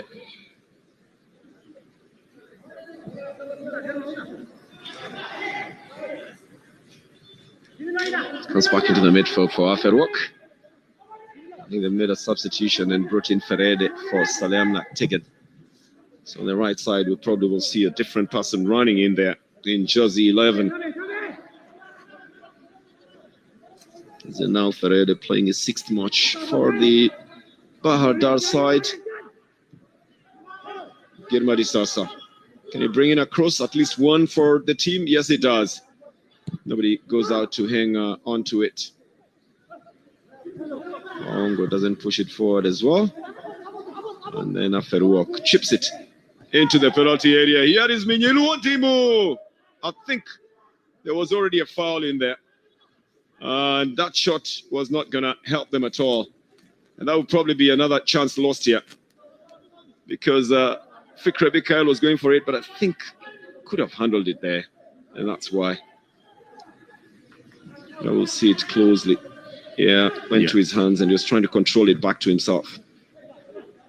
You know, unfortunately, his right hand has got a white band, so it's easy to see where the hand is going if he tries to handle that, but he can't hide it. That gave him away. Good touch by Zanao Ferede, the new substitute on the Bahar Dar side. Let's see him in the on the right flank. He's waiting for this delivery. Opening up and asking for the ball to come to him. Plays it back to Aferwok. Yeah, again, Ferede. Just run away from his marker. He was trying to get an easy ball away as well. Try and go through and get a corner, or even try to get through to bring in a 45. Both of them did not work.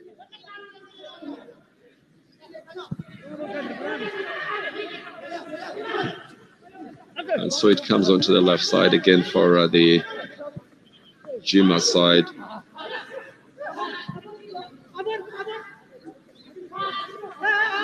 Vinilu Ondimo to Ferreira with a good cross. Vinilu is trying to go for it as well. A corner will be given out to the Bahar Dar side. Trying to work with speed as well, but not a bad delivery coming from the right side. It's good delivery and very good recovery by Tsiom on the right-hand side.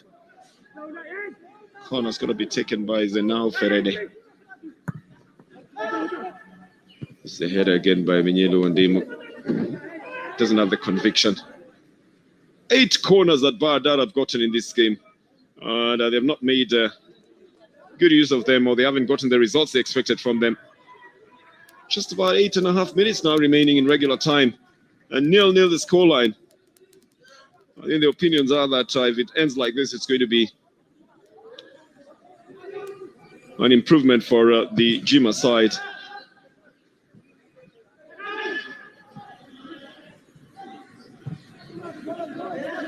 Just going out onto the left side.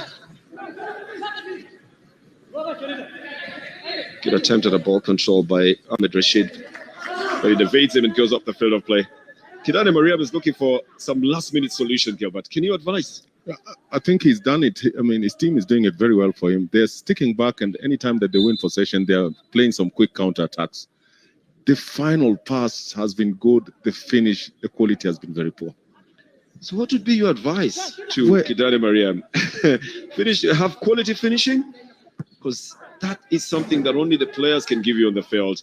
And in training, they apparently give you literally everything. Yeah. And you're convinced that you're going to win it. But on the field of play, things sometimes take a sudden change. Ferreira to Rashid. Ataro tries to control it, but it's already gone off the field of play. It's going to be a throw-in. Now there's some intensity coming from Bahar Dar. A corner. Courtesy of the deflection by Abtamuni Guse. It's going to be for Bahar Dar.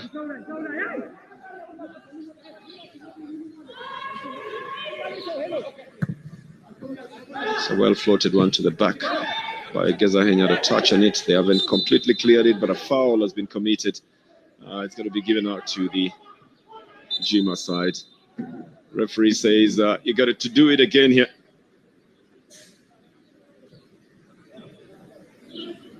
So they have to restart it from where it happened, which was somewhere in the box. Bahar Dar will remain in the 4th position with 33 points because they'll pick up just 1 point. They won't get, they'll get close to St. George, but they won't be able to leapfrog them if it ends this way. And the same will happen on the other end of the log as well. Jima will remain in the same position. They'll pick up 1 point. Nothing else will change from there. Just the fact that they'll have 2 more matches remaining to end their season. What do you make of Fasil Tekalin's team now? He's dejected. He's dejected. I think the team has really let him down. They play some fancy football, but at the final third, they've really not been able to execute. Yeah, it's a bit of a difficult situation for Bahar Dar. Here is Jima. And good deflection by Fikra Mikhail Alemu. A better cross brought in. Dealt with by Menafa Wall and Girma Disasa. It's going to be a foul here. Says the referee, the foul is on Zenao Ferreira. He's the one who committed it, so it's going the Jima way. It's very difficult to be a coach sometimes. You still have to give instructions even when you know your team is losing. But you still have to look like you want to minimize the damage that is going to be there. Big kick by Ataro. Right into the box. Asumanu. This time round gets onto the header that is not on target. Second time again that he's had an opportunity like that.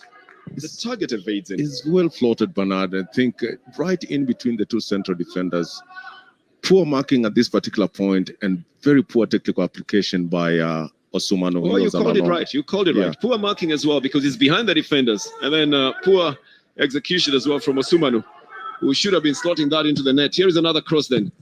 This one's cleared off by Menafawol for a corner. It's going to be for Bahar Dar. Now they are the ones who are pulled into defense now.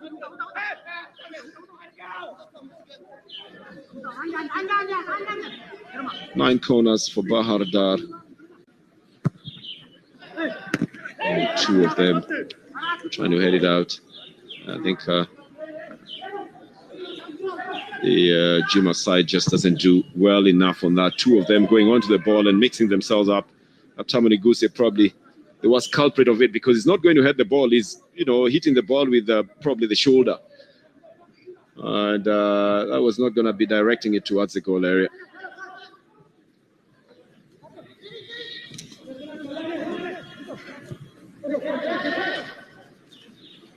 This is the net.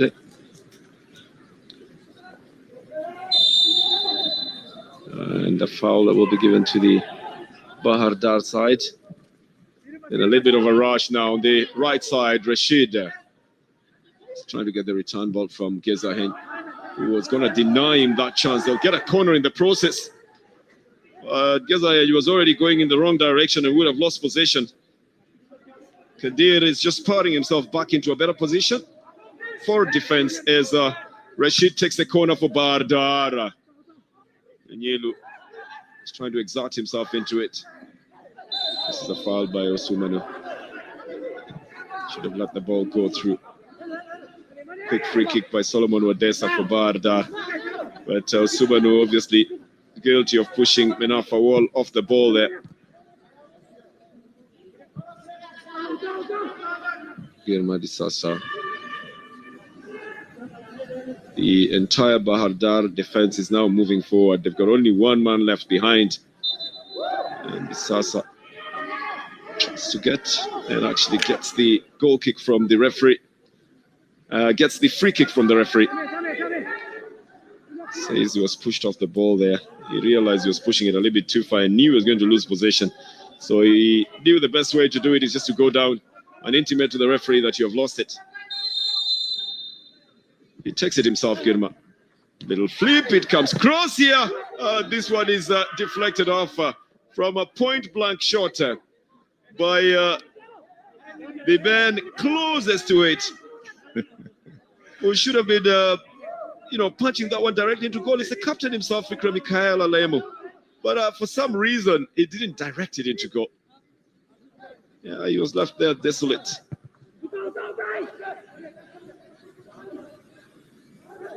Oh, Jima, suddenly a very hard nut to crack here, but they just don't go down easily. Rashid getting it away.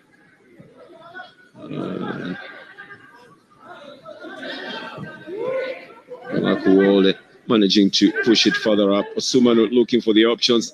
Tries to part it to Aongo, who's chested it down and can't get a good shot on the left foot.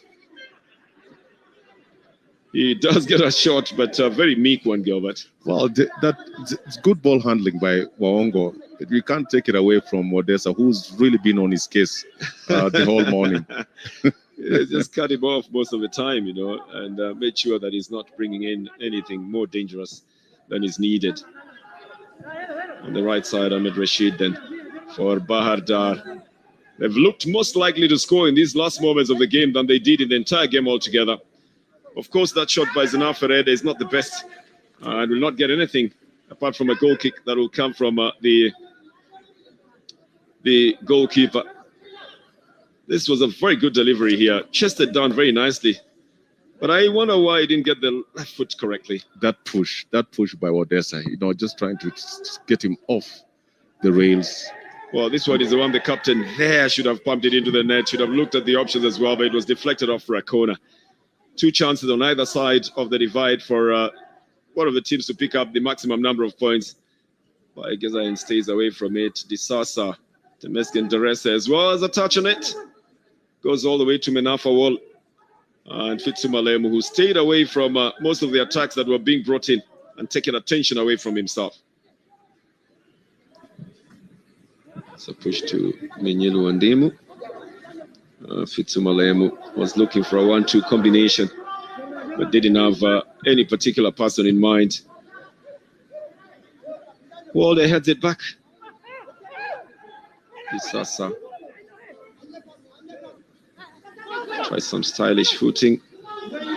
And then just releases the ball to the opponents. Here comes Temesgen Terese. He's trying to get it to Osumanu. Wodesa stops him short. He gets support from behind him.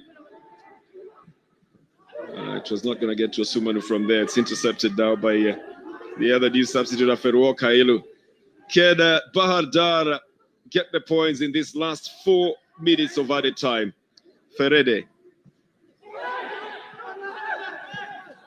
Tackle deemed to be very genuine. Oh, Waongo just losing his footing here while he could have been providing that support to Osumanu. Sean Merid is in a hurry. It's going to be a very tough 3 minutes, Gilbert. Absolutely. Where are you taking your seat to? Just relax, Gilbert. You've moved it from there to the other side in anxiety. Now you can't imagine what the teams are feeling at the moment. Both teams are not looking sharp in the front. I think a number of chances that have been created in the last few minutes of the game. And in the box. And they've all been fluffed. Here is Gezaheng. Yeah, there's a call for the ball to go onto the left side. Fitsum was asking for it. That's him now getting onto it from Girma Disasa. Brings it back to Bai Gezaheng. Manages to get position to Fitsum. They're trying to whack it up, even in the box in itself. Better ball to Fikre Mikaela. Lemu chips it. Howard Dessa is going to be penalized for a handball. Try to push the ball away to the front through a handball. Fikik will be given a very anxious moment here in this attempt to try and get a shot towards goal. Absolutely. It's very, very good defensive organization by the Jima side. They're very, very solid. And look at the faces of the Bahadar bench. I thought Wasenu Ali was going to be coming in at some point. So they'll all be thinking, if I was there, I would have done much better. But it's one of those regret things that you can only have when the game is going the way it is for Bahadar, with just the possibility of getting a point or even not getting any. It's very dangerous. It's going to be a corner here for the Jima Bajifar side. Still getting a last-minute chance to change the scoreline and probably go for everything there is in this game.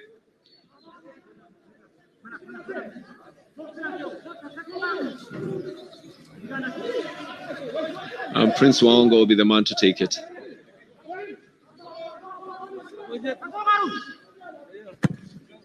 Scrapes off a little bit of the grass in that attempt to take the ball with some power up at the front. Alemu, stylish play, but doesn't get the ball back to himself. Here is a cross coming in from Jima, headed away by Menafa Wall. And that jump is the one that messed it up altogether. Jumping so high up for a little touch. Ataro doesn't beat the goalkeeper. Sean Merid makes a save here. It's going to be a throw-in. Again, Waongo with a good through pass, good timing, good pass. Takes too long, the goalkeeper narrows him down and he loses it. Yeah, they've taken the throw in. And again, the possession has gone back to the Bahadar side now, pointing out to Baik Gezaheng. That's going to be a foul. It's right in front of the penalty box here. And it's deliberate by the defender. It's going to be in trouble here. It's got a red card because of a previous infringement in the 14th minute when he had in the 46th minute when he had a yellow card. And now he gets a second yellow card. And that sends him to the showers. But it's a very last-minute red card for Siom Tesfaye. It took it for the team. Bai was already in front of him and had all the opportunity to score that goal. But that one in itself, it's a good tact by Siom to take one for the team. Well, it's a red card tact. I mean, it's just a professional foul that he executes there. Gets a second yellow card that translates into a red card. It's in added time in the second half. The last few seconds of it, actually a 94th minute red card, so he will not be performing against Hadia and against Sidama as well. He might perform against Hadia but not Sidama, because it's going to be missing in that one. So foul for the Badar side as Siob walks off the field. He just cuts him off. He makes sure that he's interfered with his run. Makes it look like he was just in a normal run as well. Because he already had a yellow card. I mean, it's going to be a red card for that offense. So can Badar take advantage of it? That would be the question, because all that stoppage time will be added. So he might play another 1 or 2 minutes after the 94. And time is also rolling. So Badar with the last chance then, as Nouri organizes his defenses.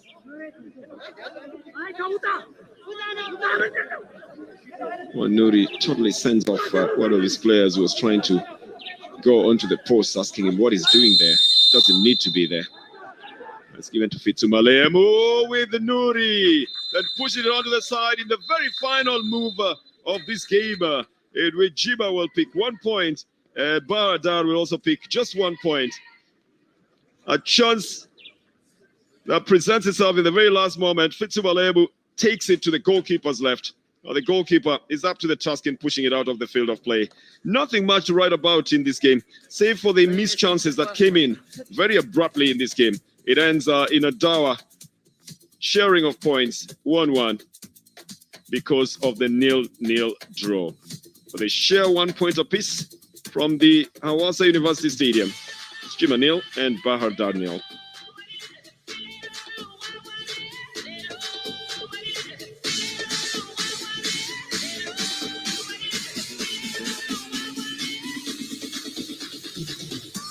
ክቡራን ተመልካቾቻችን የ24ኛው ሳምንት የረፋድ ጨዋታ 0-0 በሆነ ውጤት ተጠናቋል። ባህር ዳር ከተማ ከጅማ አባጅፋር ያደረጉት ጨዋታ ሙሉ 90 ደቂቃው ያለምንም ጎልና መጨረሻ ሰዓት ላይ ስዩም ተስፋዬ በቀይ ካርድ ከሜዳ የተሰናበተበትን ክስተት ተመልክተናል።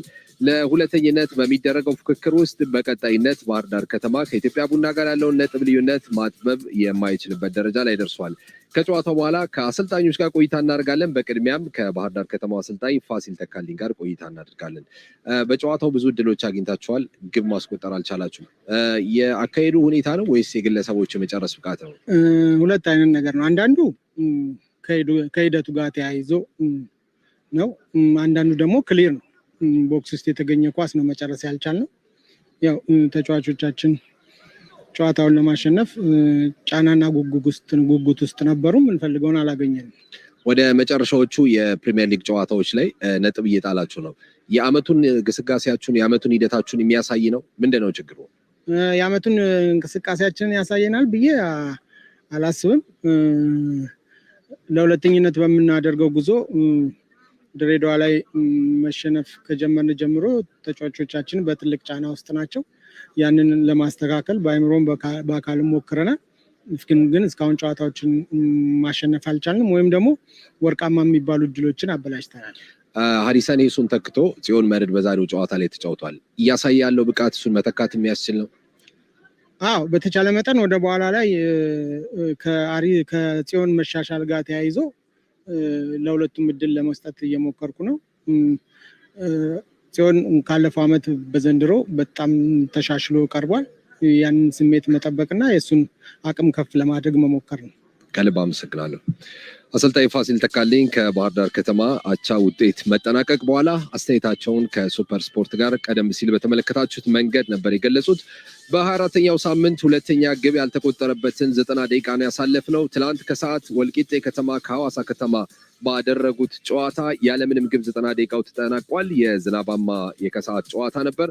ጅማ አባጅፋር ደግሞ ከባህር ዳር ከተማ ጋር ዛሬ ያለምንም ግብ ጨዋታውን ጨርሷል።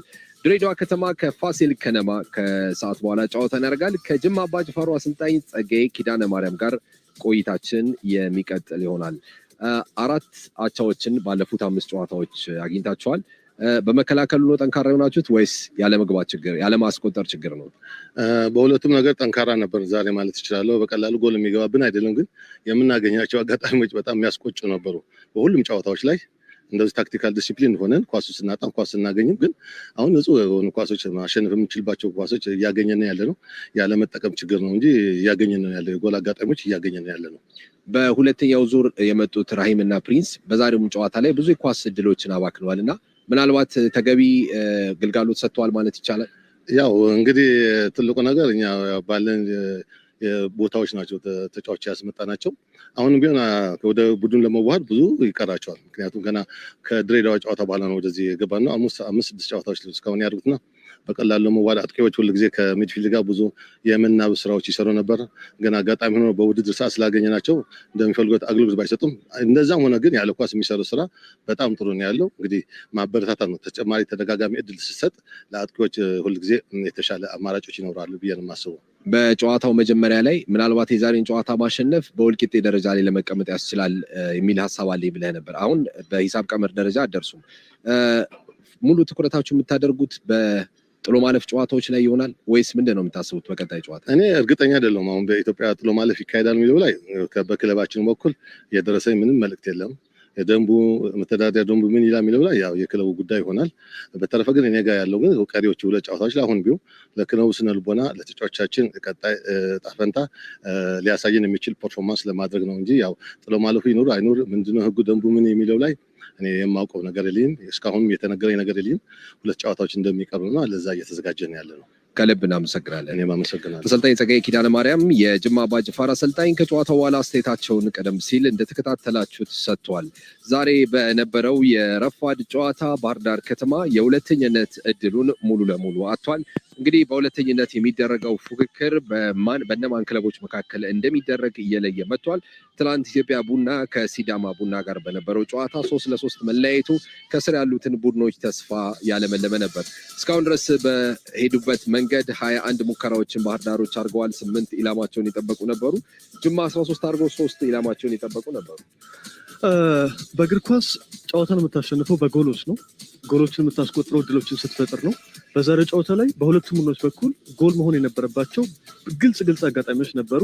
የሁለቱም ቡድኖች ተጫዋቾች የአጨራረስ ድክመት ዋጋ አስከፍሏቸዋል። ባህር ዳር ከተማ የዛሬውን ጨዋታ ማሸነፍ ባለመቻሉ ምክንያት ከኮንፌዴሬሽን ካፕ ውድድር ውጭ ሆኗል። በተመሳሳይ ጅማ አባጅፋር አሰልጣኝ አስቀድመው እንዳሉት 11ኛ ደረጃን ቢያንስ ለማግኘት እንጫወታለን ብለው ነበረ።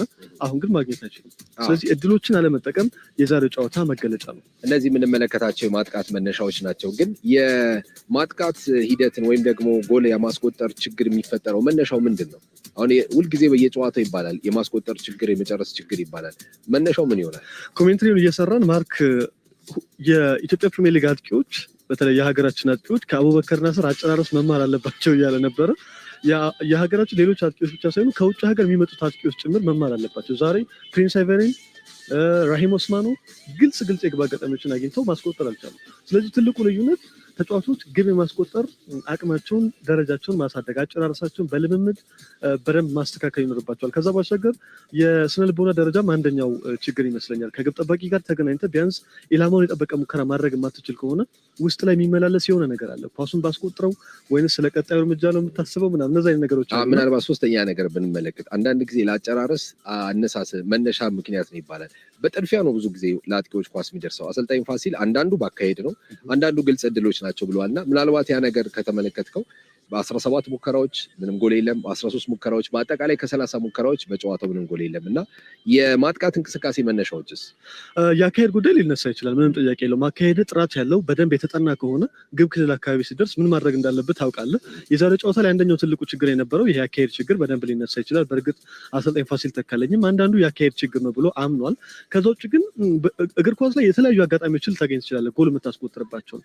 ለምሳሌ በአንድ አጋጣሚ ፕሪንስ አይቨሪን ያገኘው ኳስ በሳላም ላይ ተገኝ ባክፓስ የተሳሳተ ኳስ የደረሰውን መጠቀም አልቻለም። ስለዚህ እንደዚህ አይነት አጋጣሚዎችም አሉ። የአካሄድ ጉዳይ ብቻ ሳይሆን ከቆሙ ኳሶች እንደዚሁም ደግሞ በተጨራርፎ የሚደርሱ አሉ፣ በስተት የሚገኙ ኳሶች አሉ። በመጨረሻ ግን የፋይናል የተጫዋቹ ውሳኔና የግብ አጋጣሚዎችን የመጠቀም ችግር ዋጋ ያስከፍላል። ዛሬ ሁለቱንም ቡድኖች በዚህ ችግር ምክንያት ዋጋ ከፍለዋል። እንግዲህ በሁለተኛው 45 ላይ የነበሩ ሙከራዎችን እንመለከታለን። ክቡራን ተመልካቾቻችን 30 ሙከራዎች በጨዋታ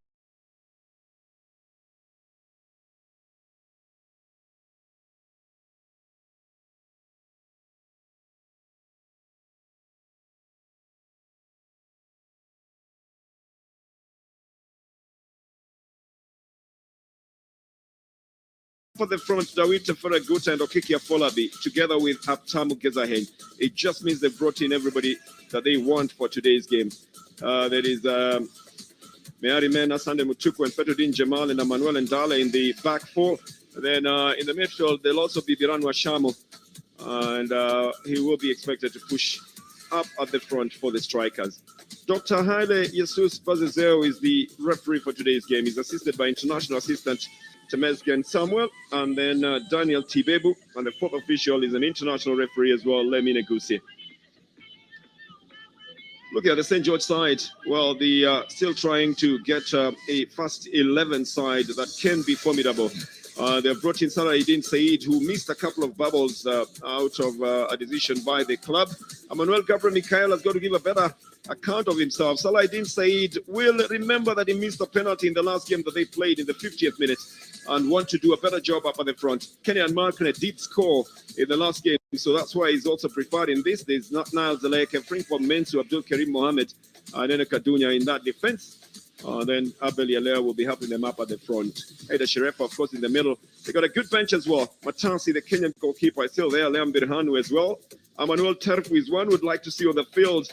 We haven't seen him for a little while as well. Yes, Peter Tesfaye has been used before. Ebon and Dali has also been used before. They might just be coming in for today's game as well.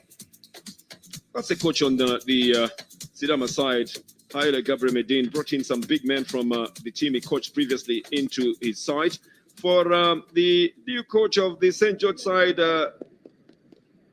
Natal Frank, things couldn't be going any better than they are at the moment, having come from a win against Bahar Dar at 2-0. But he will remember that they lost to Elita and drew with Jima, and the last win was against Ethiopia Buna. And he will think he needs to take 3 points out of this one today. Looking like there's going to be a little bit of a change as well in how the defense will be lining up on the Sidama side. We'll look at it more closely, looking more like Sunday Mutuku will be playing in the central role in that defense. He's just headed the ball out of the field. Marcos Elias and Hailo Mekonen will take you through the Amari commentary. I am Bernardo Tieno. I am in the company of Gilbert Celebwa to take you through in English. Ezeno Kadunya prepares to take a throw-in that has been easily taken by Mamadou Sidibe. And Malian trying to provide up at the front for Afolabi, and it's taken quickly. Kenyan Markne will be trying to get onto the mark in today's game. Saladin Said wasted a couple of chances the last time, and he knows that this is not the day to be able to waste it.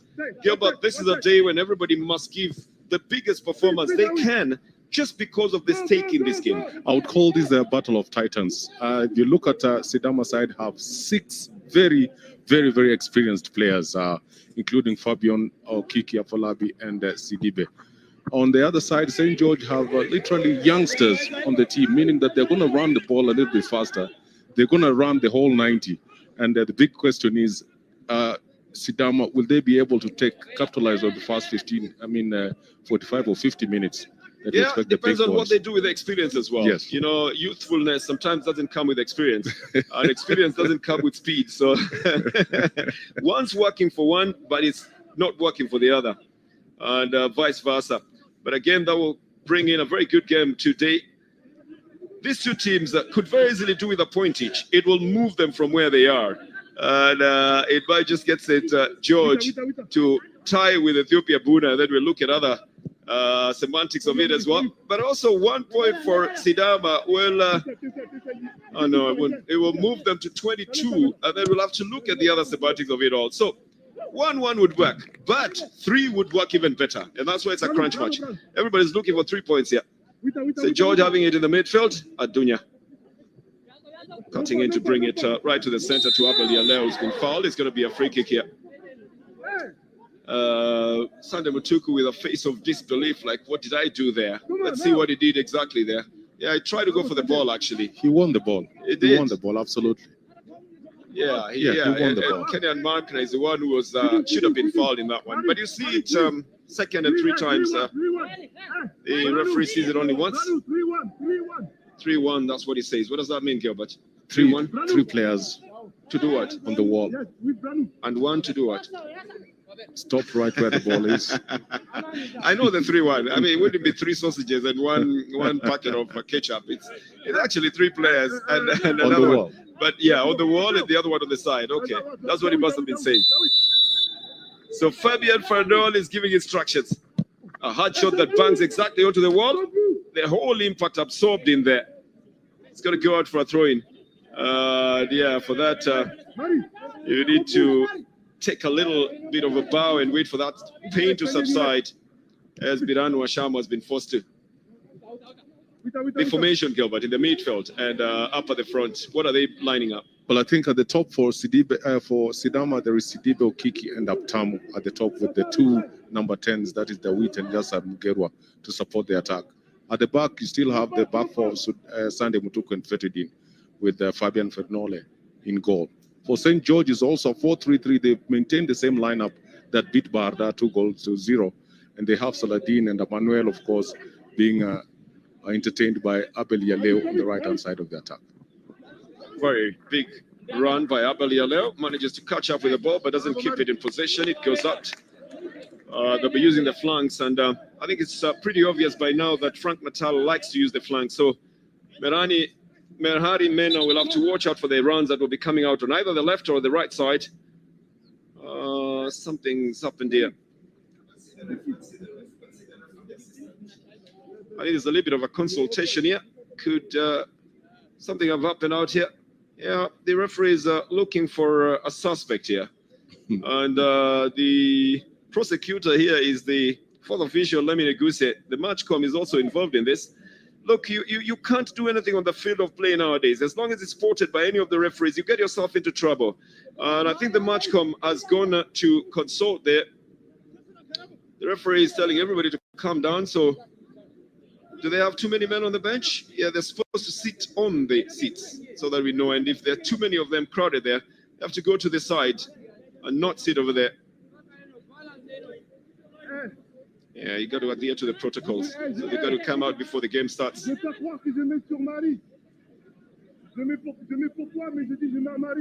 Okay, you can hear the voice of Farnol issuing instructions in French, and he's talking to Sidibe Mamadou. I think he's telling him that this ball is going to be going to you. On this other side, it's a little bit of a discussion. You have too many men on that dugout, and a couple of them must go out and free up the space. You know, nowadays, players are even sitting on the side stands because of the protocols that must be adhered to. So the matchcom is helping out with it as well.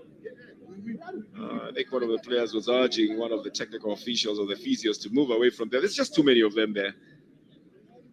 They're not fitting in the dugout for sure. It calls for the whole list of the players who are supposed to be there. It's quite unnecessary. The Sidama side know how many people are supposed to be there. They should just oblige and release a couple of them from there. It's going to take off a couple of minutes. How many are supposed to be there, Gilbert? I think they allowed 23 on the team list, which means 12 players on the bench. Yes, and we allowed 11 12 substitutes. Yes. But now with the COVID protocols, they can't all sit together. In fact, if they were sitting on the side stands very separated, the 12 of them, there wouldn't be any problem at all. The dugout was made to accommodate only 5 previously, before the amendments that were made now. And so I think that's what the referee is trying to confirm here.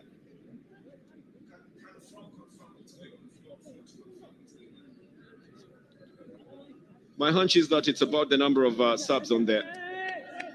As play resumes now, the coach is getting a brief from the matchcom as well on what is expected.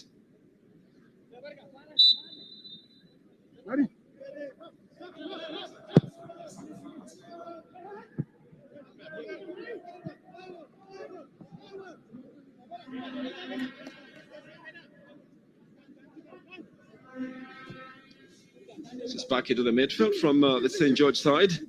Good ball into the sides. Kenya and Markne will get onto it. It's going to be a big battle between Kenya and Markne today and Biran Washamo in that midfield. Here is a chance for a shot from our favorite man, Emmanuel Cabra Mikhail. You only wish he could get on target, Gilbert. Absolutely, and it's quick thinking. The first touch is very good. The precision lets him down, but that's instinct. Is a natural strike. He's had good instincts in all the games he's playing, but something just makes him veer off target most of the time. It's the first shot that he has taken. It's not on target. It's going to be taken by Fanol. And pushed into the midfield looking for Gezahenya. It's going to be penalized.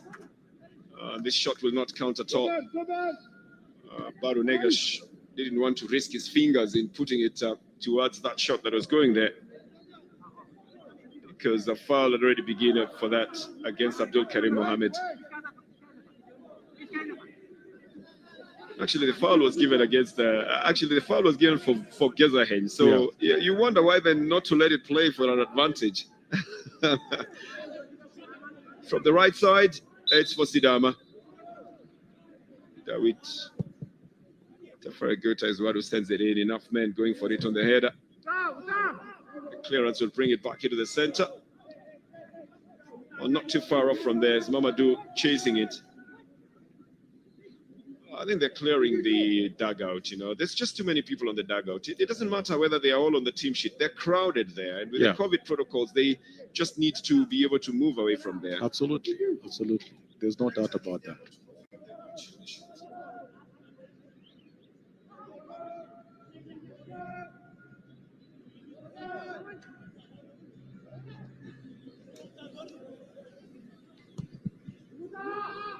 Push back into the midfield here.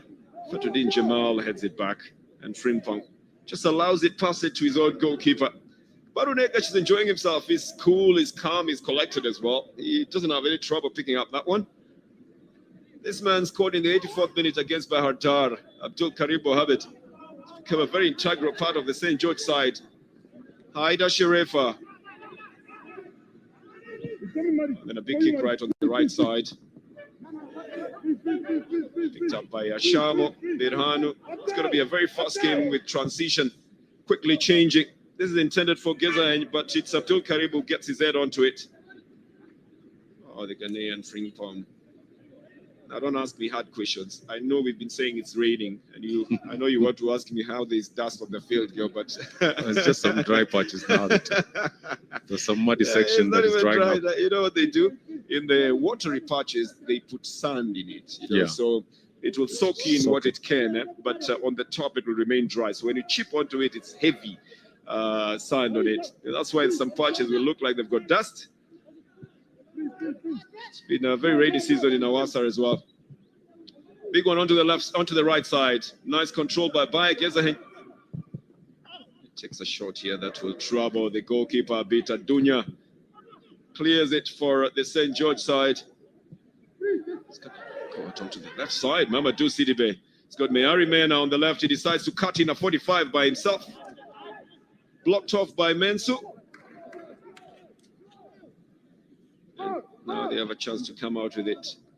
Kenyan Markne wants to get some leverage on the right flank. A good time to try and get it to Governor Mikael Mugerwa. He's employed a little bit of speed in his control in the midfield, which is important so that he doesn't lose possession. Tawit Teferaguta out on the left to Mamadou Sidibe. Oh, he was offside. I think that's why he slowed down a bit. You can notice that he's not giving it a very spirited run, Gilbert. No, he knew that it was an outside position, so there was really nothing much, in terms of trying to. How about this for a shot? I mean, Baye Gezahen gave a better shot in what was called for a foul than he has at the moment. It looks feeble. It looks feeble, but I think the surface really didn't allow Baru Negash to get onto it. Yeah. That's Baru Negash, very stylish as well. In goal for the St. George side. He was yellow carded in the 50th minute against Bahar Dar. Just trying to take off a few seconds from the game. Good ball for Baye Gezahen, and he's onside as well. Yeah, he's intimidated by Frimpong Mensu, who cuts off the angle in which he can come in through. But that's a lovelier ball than the ones we have had before. Yeah, it's 1 against 1, and with this kind of speed, at this point, you only have one defender. If you are skillful enough, you can easily go around him.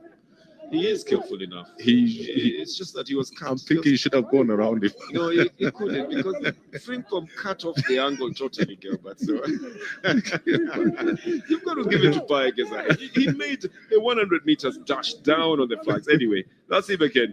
We'll see. Gilbert is a little bit harsh on strikers sometimes, and even harsher on defenders. So I have to defend you sometimes, Push back to the front by Nat Niles. So I didn't say it now. Again, donning the captain's armband to Gabriel Mikael. Haida Sherefa. Still marveling at his work rate in the St. George side. Zaleke will send it out to the right side. That's a good little touch by Abel Yalao. Is looking for where to cross it to. It's a very meek cross that has been cut off very easily by Fethuddin Jamal. And the control not coming in very well from Yassar Mugerwa, the Ugandan on the Sidama side. So far, so good, Gilbert, in terms of the build-ups from both sides? Yeah, I think both of them are starting themselves, and you realize that none of them is building from the back. They're not sitting back. They want to get to the opponent's half quickly and play the game in there. And I thought building from the back would help them, especially if they wanted to move in quickly. Other than just, I think they're lumping it forward when they get to the strikers on either side. That might work for a through ball, but if it fails to be a through ball, then you are in a little bit of trouble as well. Kenyan Markney, the man who scored for St. George in the last game, played 71 minutes and scored in the 67th. That was against Bahar Dar.